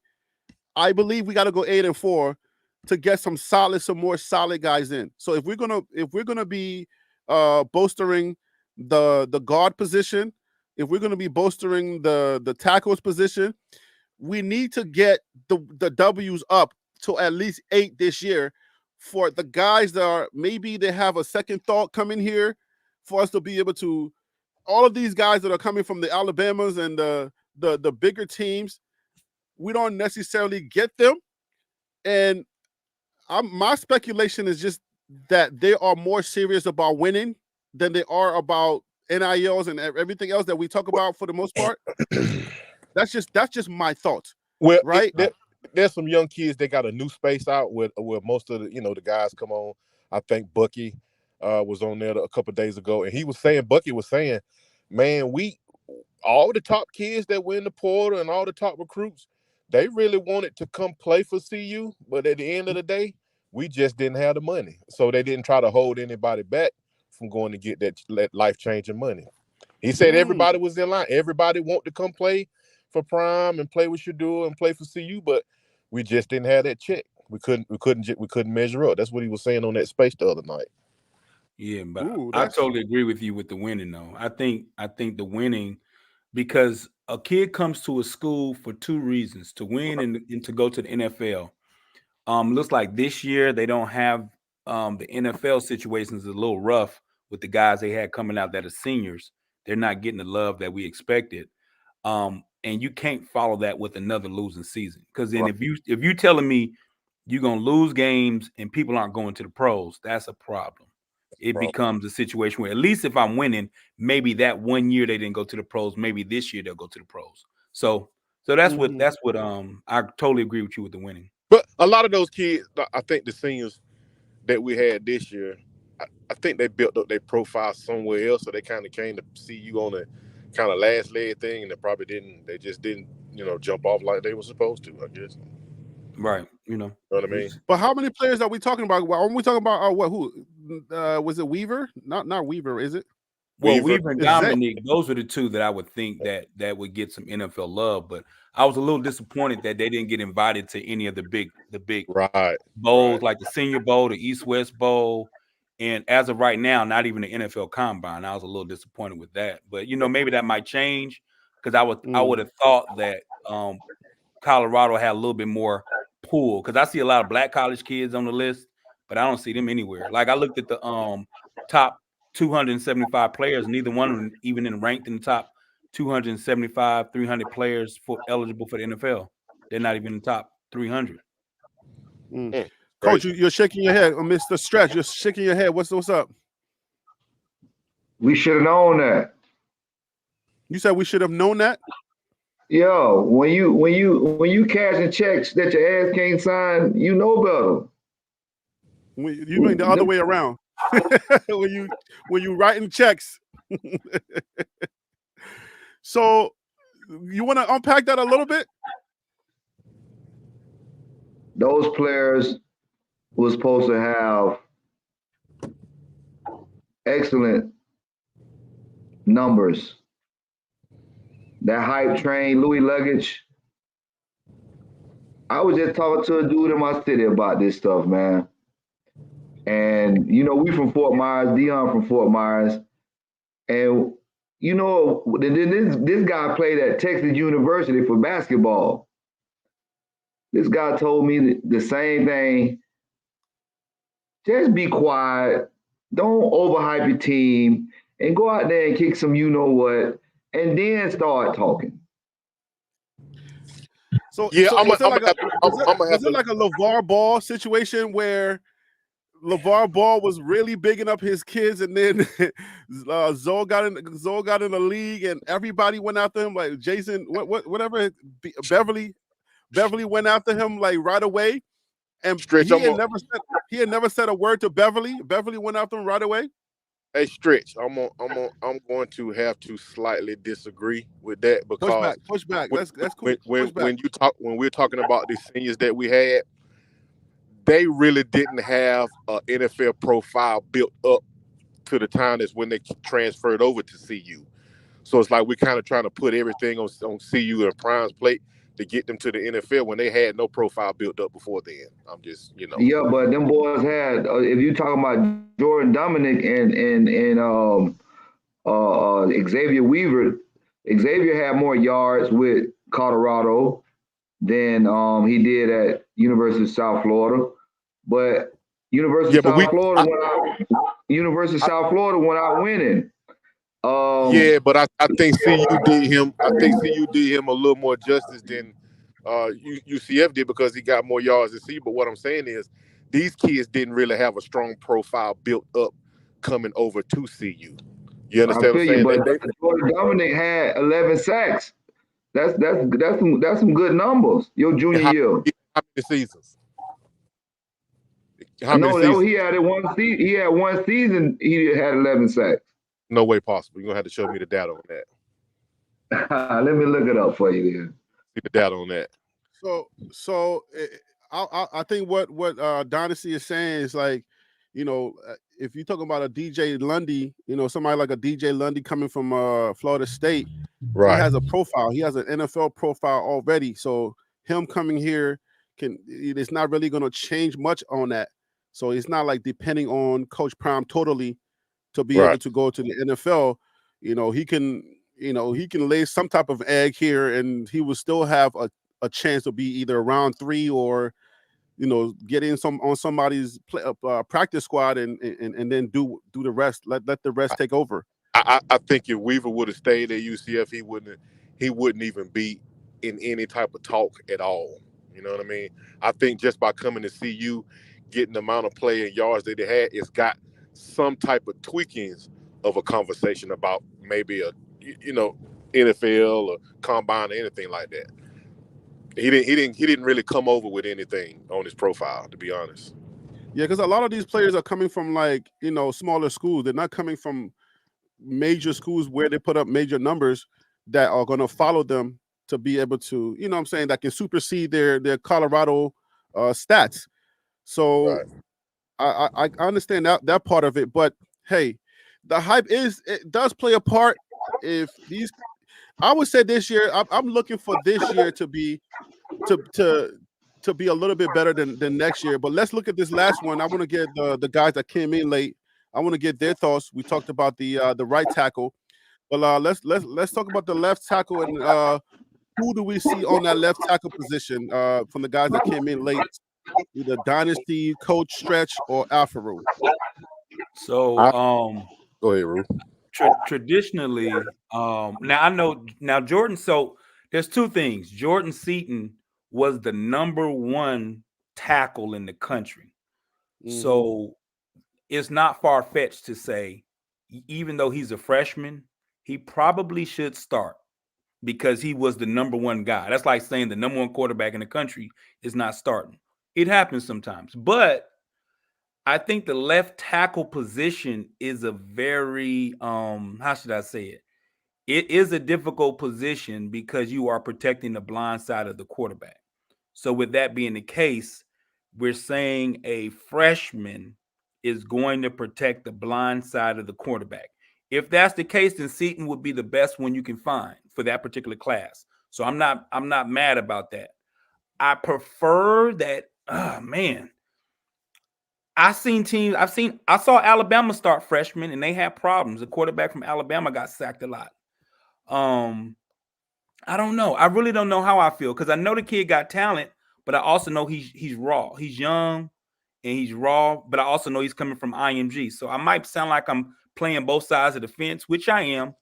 But I think talent-wise, if they can find a way to keep him there and protect him, like maybe move the tight end to that side just to give him a little bit more help, or maybe always the running back always chips on his side, then yeah, let's do that until he gets his foot, till game 5, game 6, he's feeling good about it. But right out the gate, that's a little tough. As a freshman, that's a little tough. But we all, as fans, we all have to be okay with him starting, and it might not look as great as we expected, understanding he's a freshman, just like Armani. We just have to be okay with that. And then hopefully the coaches can kind of protect him a little bit. Well, hey, I stand corrected. I want to interject this. I stand corrected, CU Buffs. He had 7.5. So you're right. For the season? Yeah, he had 7.5, but last year he only had 5. So he had 7.5 in the 20 season? The 22 season. Okay, all right. And in the 23 season, he had 5 for CU. But he got a total like 20-something sacks for his whole career, though. All right. Did he have a PFF grade? Say it again. Did he have a PFF grade? I ain't checked the focus grade. No, I ain't check it. All right, guys. So your offensive tackles are going to be Philip Houston. Philip Houston, hold on, guys. I'll give you Philip Houston's information. Philip Houston is 6'5", 250 pounds. He's a junior, so he has a couple of years of eligibility. His hometown is McKinney, Texas. He went to McKinney Boyd. He's coming from FIU. And let's see here. Who else we got? So you got Khalil Benson, Philip Houston. So if anybody's going to start as far as, the left and the right tackles, you got You got pretty good depth there. Khalil Benson, Philip Houston, and then you got Jordan Seaton. So I guess Alfred, you're not starting Jordan Seaton. Is that what you're saying, or you will start him? No, I am. I just would hope that somebody pushes him. I Right. don't want a freshman to come Yeah. in and just get it off rip. I want somebody to make it look like, whoa, wait a minute. Maybe this guy. I just don't want it to be just relying on a freshman. That's just hard. Any position, that's just hard to do. It's just hard to do. I I think he has the most talent, might be the most talented lineman on the field, but he just might not be the same experience as everybody else. That's all I'm saying. I agree with Alpha. But there's another side to my answer. I think that as far as optics is concerned and the shock waves or the electric waves that you put out into the atmosphere, as far as getting some of these other top level recruits, you have to start him as a freshman because he's a 5+ star. You just have to send that message out into the universe or into the football world that if you're that great XYZ, you can come here and you can start. It sends a message out to the recruits coming behind him. And just to clarify something for the 5+, for those of you who are not familiar with how recruiting works, 5+, when you have a plus to your name, that means that all of the recruiting services, the 3 major recruiting services, that they all have you at a 5-star. So if you don't have the plus, then that means that maybe 247 Sports did not have you at they didn't have you at a 5+, they didn't have you at a 5-star, but the 2 others had you at a 5-star. So if you have a plus, that means you're a consensus 5-star. So that's what that means. So when you get the plus, that's great. You definitely want that plus because that means that everybody agrees that you are a 5-star. If you don't get the plus, then that means you probably get one person that maybe graded you at a 4-star, not a 5-star. All right, so Coach, you came in late. You want to give us your coach, Mr. Stretch? Give us who you think is going to be at the guard. Oh, yeah, I already put not the guard. Follow the arrow. Sorry, I'll put my list up, but I wanted you to know something before I give you some more lineup jewels. You need to have a jumbo package, okay? If you got so much depth and you seen the way our suspended player is, we don't know if he's coming back or not, number 95, how when he went down there and demolished TCU linebacker on the goal line and let people know and the world know that CU football was back in the building, they went away from that jumbo set. That jumbo set needed to be 20 yards and in, 15 yards and in. When you have that much depth in the trenches right now, you need to make packages for these guys to see game time experience. You need to get them involved. So when we talk about he's a freshman, oh no, he got 10 snaps. Oh, he done got 50 snaps in the first 5 games because they got packages set up for the jumbo package. That's what we call it right now. We call it, bring me the jumbo. And so when the jumbo comes in, that tight end comes out, another receiver comes out, and like that fullback is back there in the backfield, you might run an offset I or you might run an H-back back there, and you got double tight ends. Now the tackle is eligible because now he comes in as a tackle, but he's in at a tight end position. You run a double tights. Like, we got to stop being basic when we coming down to recruiting all this talent. And when we say he's a 5-star, show the world he's a 5-star. Make a play for him and let him catch a touchdown like they did in the All-Star game for him. Will you do that at CU Buffs? Hey, Stretch, you know I'm going to hold you to the 5, bro. Keep it on topic. You know I'm going to hold you to the 5. Who you got for that left tackle? You going into packages and stuff like that. We just simply go over the, you know what I'm saying, the who line up. I'm sorry, man. I've been holding a lot of things, man. I agree with you. I agree with you, but you know what I'm saying? Coach Stress said he's backed up. He needs to get it out.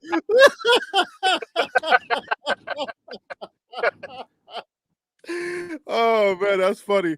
Yo, no, but let me speak on that a little bit. I think the reason why you probably didn't see a lot of that last year is probably because Coach Prime was just he had a duct tape team. So it was hard to, you're already pulling pieces from places that you're not supposed to pull pieces from. You know what I'm saying? So it's a little hard to put those packages together when you don't really have a whole package to begin with.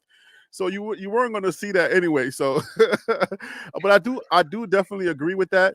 I think you need to put some guys in the fire to see how they respond, and it will. But yeah, we do. I need to see those.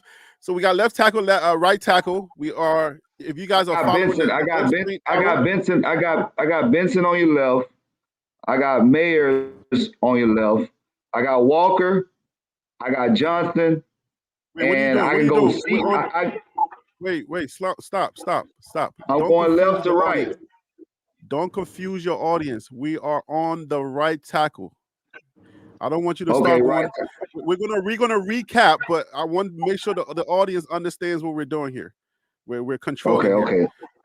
We're on the right tackle. Who do you have on your right tackle?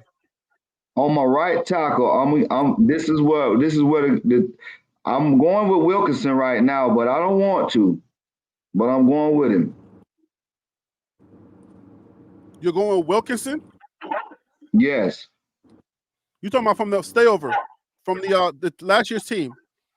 Yes. Wait, who's Wilkinson? Wait a minute. Let me go back to my schedule. Washington. He said Savion Washington. Yeah, Savion. Washington. Oh, yeah, dang, Washington. My bad, man. Washington, man. Damn. I didn't know Savion. Both of them got the same name. Savion is going to be playing tackle. Savion Washington and Savion Wilkinson. Yeah, Savion Wilkinson is he's a running back, right?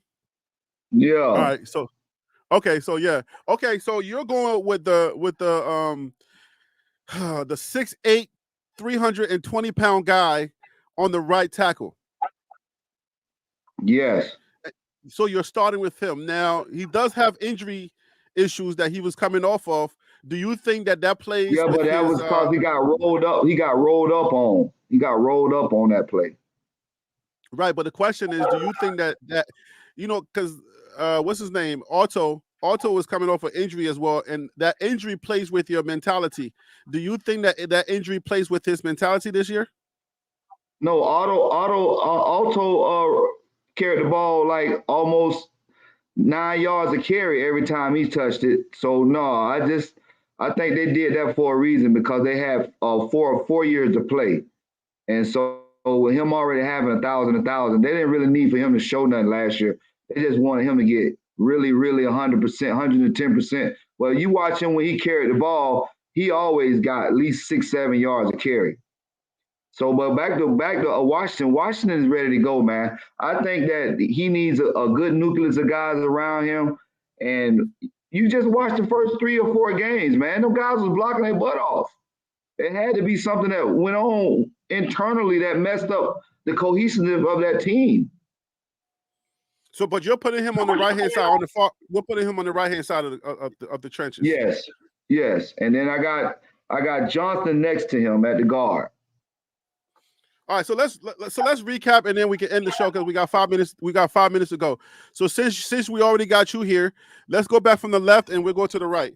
So we're starting at right tackle. We're just recapping. We're gonna get everybody in here and then we'll end the show. So at right tackle, let me put my graphics back up. I work hard on this thing, so give me a second here. The reason why I said Washington is because Coach Prime said it in the well-off. Those other guys over there, they ain't talking to you other guys. Y'all got to start talking to each other. So you can see that there's already some competition going on right now within the program. You feel me? You got some dogs barking and the other dogs over there still, you know what I'm saying, holding it down for last year's group. You feel me? All right. So this is rapid. Let's do rapid. Just tell me who you got in the arrow, on the arrow. Left tackle, sorry. Left tackle, that's you. We on you, Coach Stretch. We're on you. Washington. Washington on left tackle. Oh no. Left tackle, my bad. Benson, my bad, Benson. Benson on left tackle. Who you got on left guard? That's Mayers. Mayers. Who you got at center? I got Walker. You got Walker. And who you got on right guard? I got Johnson. And who you got on right tackle? I got Washington. DC Carson, please unmute yourself. I know you've been quiet because you're not a football guy. I'll get you. I'll get you on another show. We'll get you in here so you can spread your wisdom again. But I'm gonna have to put you on the spot again. Let's go ahead and start with you, man. We're just going from you can carbon copy Coach Stretch because he knows football. So who you got at left tackle? I got Seaton. You got Jordan C. Okay. This is a brave guy. Starting the freshman. Okay. Military guy's brave. I see you. Yeah. Who you got at left guard? Mayor. And who you got down center? I don't know. I'm gonna be honest with you. That one is one of them, along with the left tackle, I kind of struggle with it. I can't call it center, so I'm gonna go with whatever Stretch said. You can put Walker there. You can put Yakari there. He's okay. Yeah. That'll work. All right. So who you got at left guard? A right guard, sorry. Johnson. And then finally, who you got at right tackle? I think kind of consensus was Benson. So I'm gonna go with that. All right, Buff Dynasty, please unmute yourself. I'm coming to you. We're doing the same thing, rapid fire. Just let us know who you got at the position. Following the arrow, who you got at left tackle? Seaton. Jordan Seaton. Okay. Who you got at left guard? Mayers. Okay, guy. Who you got down center? Walker. All right. And who you got at right guard? T. Johnson. And finally, who you got at right tackle? It's going to be a real dog fight for that right tackle. I got Khalil Benson winning it out. Khalil Benson is winning out. All right, so Alfaru, if you can please unmute yourself. I'm coming to you. Doing the same thing, rapid fire, my guy. Who do you have at left tackle? I wanted to be Benson because that lets me know the offense that we really deep. But I think the freshman is gonna probably get it. I'll say Seaton. Wow, so Seaton is like, okay, I see you. I just think I just think Seaton's gonna get it. Okay, left guard, who you got? Mayers. Justin Mayers. Okay. And down center, who you got on center? Walker, natural center. Walker's natural center. And right guard, who you got? Johnson. And right tackle, who you got? I think Washington. All right, so we're on you guys. We're gonna go backwards again. Just tell me your final thoughts, and we are done. What are your final thoughts based on today's show and these positions? I'll go first. I think it's a good thing. I want to see how it all plays out. Just like I am glad that if Seaton is going to start, at least he's there for spring. So that's a really good thing. So no matter who starts, it seems like everybody on our list is there. So you will have a legit legit way to kind of look and see exactly who should be starting. So that's cool. At least CU's not waiting for nobody to come in the fall. So that's a really good thing. So that's good. So the O-line, we will know a little bit more. I want to see them run block. The only concern is right now it looks like Washington doesn't look strong at all. He's a big guy, but he's not strong. I can see how he plays. And Seaton right now is not strong. I think he did like 245, maybe 2-3 times. That's not strong for a Division I college lineman. So that will be my concern, but he has great feet. So I'm just looking, man. I'm really just looking and letting them see them play, see how they play. I definitely want to see if they can run the ball. And you're gonna need some strong boys. Like Tyler Brown would be perfect for a running game, but I just don't know if he's perfect for all the other stuff. Okay, so we're coming to you, Mr. Stretch. What are your final thoughts based on this? Please unmute yourself and give us your final thoughts. Well, I'm so happy to be here. I'm glad you still got the show going on Mondays. Thank y'all for that. Mondays and Fridays. Keep that in mind. we're here on Fridays too. But right now they are I think they're stacked up to about eight deep, 8 or 9 deep. And with the competition level as high as it is right now, and with the banter going back and forth, and with the military being, we'll send a shout out to DC Carson for always letting everybody know on this platform that he's military inclined, because some of these platforms don't get the love they deserve. But it's looking pretty. DC for service. Yes, sir. And all the other servicemen that have been a part of the show, or watch every show, or wherever you at, that's keeping us with our freedom, man. We love this freedom that we have right now. But back to the subject, we're trending right now. 8, 9 deep, and you got a lot of camaraderie going on. You got a lot of fellowship. You got a lot of attention to detail. You got philosophy being created. You got NILs being talked about. You got platforms emerging and expanding. There's no way for this program to go back into the 1-11 program. And so, with that being said, with every attention to detail that we have on these shows, we need to continue to keep calling it out, because we know what we want as fans, as primates, or whatever they want to call us, or cult members, or BWBs. I just love that we get to talk about this game, as well as critique this game, as well as share our expertise or whatever we have to offer. And when we do offer, we get gratified for it, that our voice is going ill void. And so when I do speak things into existence, I love to see how it transpires. And so with this lineup being so deep, and then we haven't even talked about the defensive lineup, I just want to see how it comes when spring football hits, what those videos look like. That's where I'm at.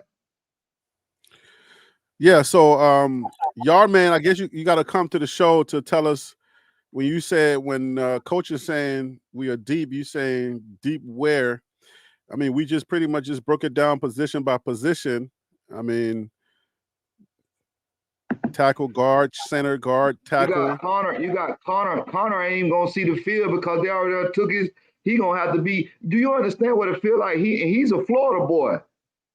This man finna be out there, they finna be bullying people. Have they not seen the videos of these recruits coming in?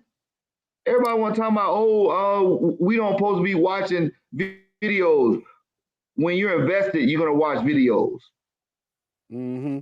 So I mean, we are. I mean, if you look at it, CU got better from the positions that we just went over. If you watch the video, if you watch the show, and you was part of the show today, you should see that CU got guys in positions that are winning. But anyways, let me go to CU Buff Dynasty. What are your final thoughts on the show today? These positions in the trenches. What are your final thoughts? First off, Yard Man, you don't have a clue about what you're talking about. Second of all, I think we're moving in the right direction. Anytime you can get 10 to 15 linemen, you got the camaraderie, but also you had a competition between those guys. And then what they verbally are expressing right now is a different mentality. So anytime you don't have a clear starter at each position that it can go, hey, it could be this guy, could be that guy, and they have to fight for it, I think that's a great thing, and you're headed in the right direction. I agree, man. I agree. The fact that you got really good players, and really players that understand what the assignment is, and they're going to be competing, and even the starters that were here last year are not going to be starting or may not start. I like that. So DC Carson, you and I were not the football guys. Thank God the football guys came in. They rescued us a little bit, man. We were sweating over here by ourselves, but I always appreciate you. What are your final thoughts, man? Definitely appreciate Stretch and appreciate that love. A lot of service members. I'm retired now, so I get to not do it. But I mean, there's a lot of stuff going on, and there are people, you can't never forget there's somebody, those three service members that's sitting in the tower, probably just joking, eating a nasty MRE, and then life changes immediately. And it causes a whole lot. You have no idea the impact that has, because to deal with that.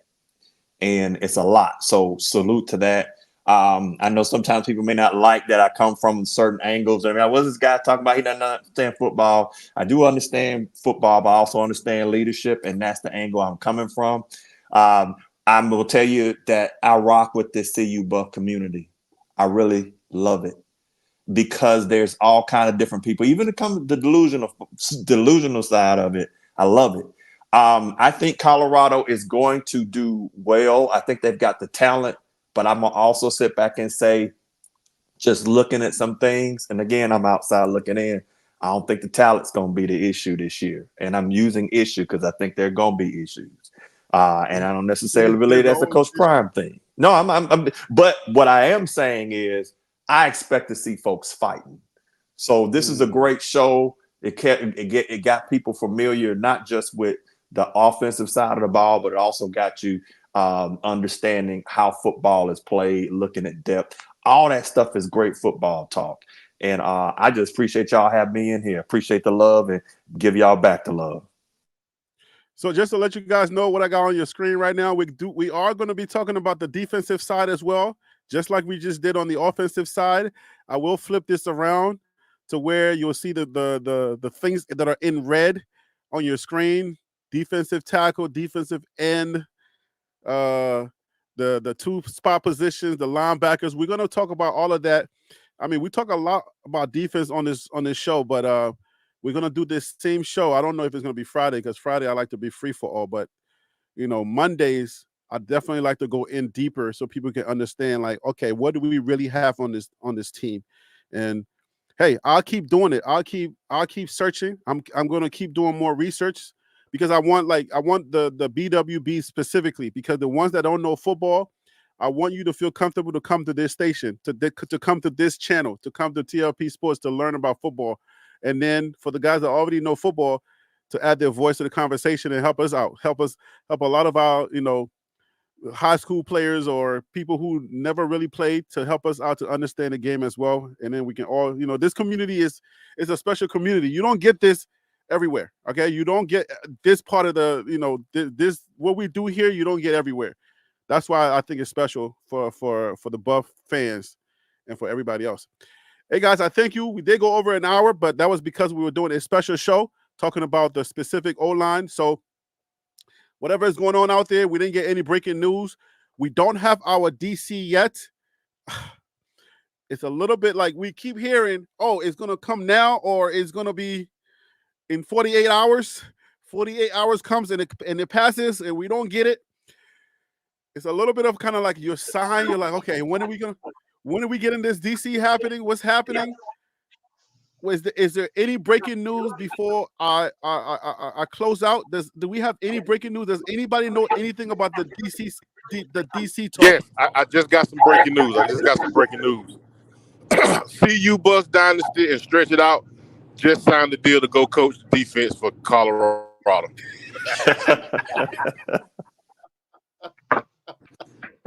Hey, all I'm saying is you got people in the building. Everybody getting jobs at other places. You got people in the building. You can promote to another position. Get them an opportunity. You know the game of football. You know X's and O's. You know what you did last year that messed you up. You got bigger guys in the trenches. You got more guys that are hungry. Hey, put it together and stop all us from out here speculating.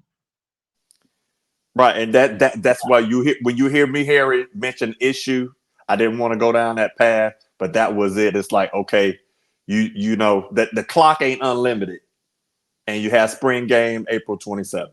But I have nothing negative to say. I'm just saying is that the longer that goes on, and you don't have a key leader in place that can get to know people, like that synergy, the longer you don't have that person in place, generally impacts the organization. I agree. So, while we were doing the show, none of these creators put out a video to say breaking news. We got a DC, right? The DC's not here yet.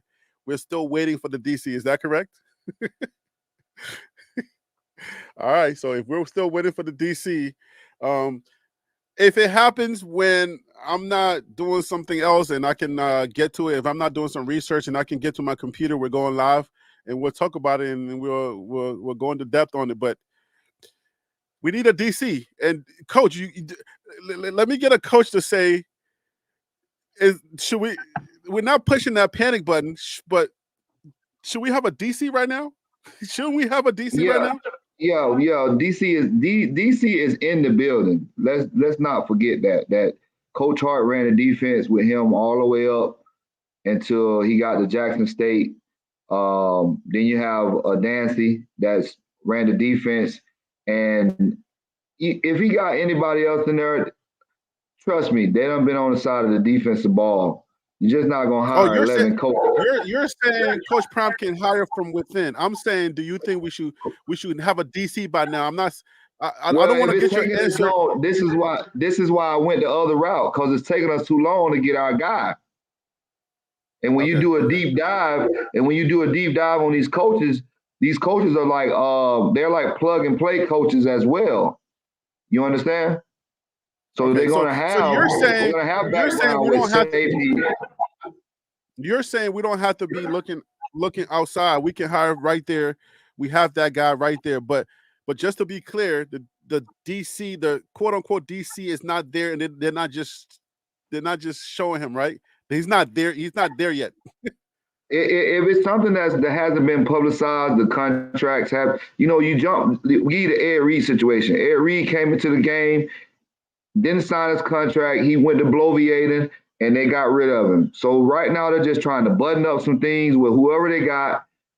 There got to be some legalities, and which is taking place. Until that happens, then you're going to get your DC. But what I was saying, to instead of going through all this, we just should have hired within, because you got another coach we just had that was assistant to the safety coach this year. He just got a job at Michigan State that was on Colorado staff.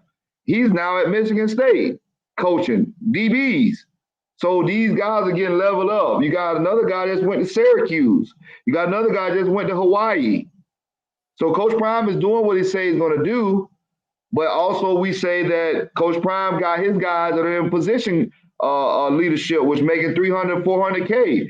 He's not going to make those guys analysts to bring in a DC right now, because DC is going to bring his own guys in. So you're going to fill those spots: the linebacker, the DNs, the safeties, the cornerbacks, all that. Those guys normally come with the DC. Okay. All right. So hopefully, I will either be doing a live from now to before Friday, and maybe we hear about the DC on Friday and we do a live on Friday, and Friday's live would be about the DC. Well, yeah, Harry, I just want to say that with a signing day being Wednesday, that might be a good idea to do a pop-up show. So this is going to be the last signing day, right? Like yes. So there's only two. There's only two signing day.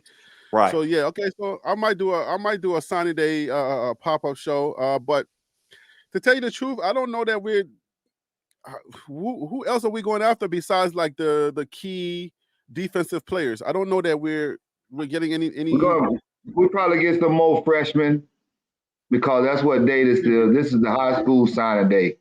So the portal's been closed. The portal don't open back up until April. So you won't know what's going on with the portal like May or April sometime. But right now, this is the high school signing last period for fall, because they already did the one for December for spring. Because you got guys that leave high school early, but those guys got 4.6 grade point averages and stuff like that. Yeah, because Jordan C, he's pretty smart, and he's already at CU practicing. So I'm glad that the guys that, like you said earlier, I'm glad that the guys that we needed the most are there, are on campus, and they're practicing, or at least they're getting in shape already. So So you guys expect another show? Hopefully y'all will call in and don't make me sweat like y'all made me a DC sweat today, please. All right, so y'all had us worried over here. All right, guys. So I will see y'all either on Wednesday on signing day, or I will see y'all on Friday. Salute and take care, guys. Have a wonderful day. See All ya. right, fellas. All right, cheers. All right, brother. Peace. All right, guys. So there you have it on your screen, guys. Hopefully you like the graphics. Hopefully we did a good job of at least giving the non-football people, because obviously we do have a lot of non-football people. When I say non-football, I mean like people who are following Coach Prime and his progress at CU, and they're paying attention, but they're not just like myself. They don't know these X's and O's, like, what the heck is a tackle? What the heck is a guard? And you know what I'm saying? Once you start going through these, these motions, and you don't know where the centers and who's playing where and why they're calling that guy's name, hopefully this video or this live gave you a better perspective on understanding the pieces that we got in-house. Because obviously all of the trenches that we're talking about, all of the guys that we got for the trenches, they're not all going to be playing. They're not just moving all around. Okay, there is some type of I guess math to the madness, if you may, and I hope that our math will start mathing real soon, because these guys are saying the right thing. They have the right attitude. Their tenacity, the things that they're talking about, I like it, and I want you to feel good about Colorado's offensive. I guess or offensive signees, the guys that are on in-house right now. We're looking good, and we should be better. Now, how they play when they're lined up against the Kansas States, the Kansas, the Oklahoma States, the Baylors, when they line up against those defenses, I don't know how it all translates, but you want your guys to know how to play the game. From last year to this year, you want to make sure that what you saw, you're not going to see again, meaning that they got better. So if they got better, you as a constituent, you as a fan base should understand that we definitely got better. And from our conversations, you should be able to read between the lines. That's what I have for you today, guys. Make sure to hit that like button. And if you're not subscribed to the channel, make sure you subscribe to the channel to help me grow, because I do this full time. And this is how I'm able to do that if you continue to support the channel. I will see you guys on the next one. Peace out. I'm Harry B.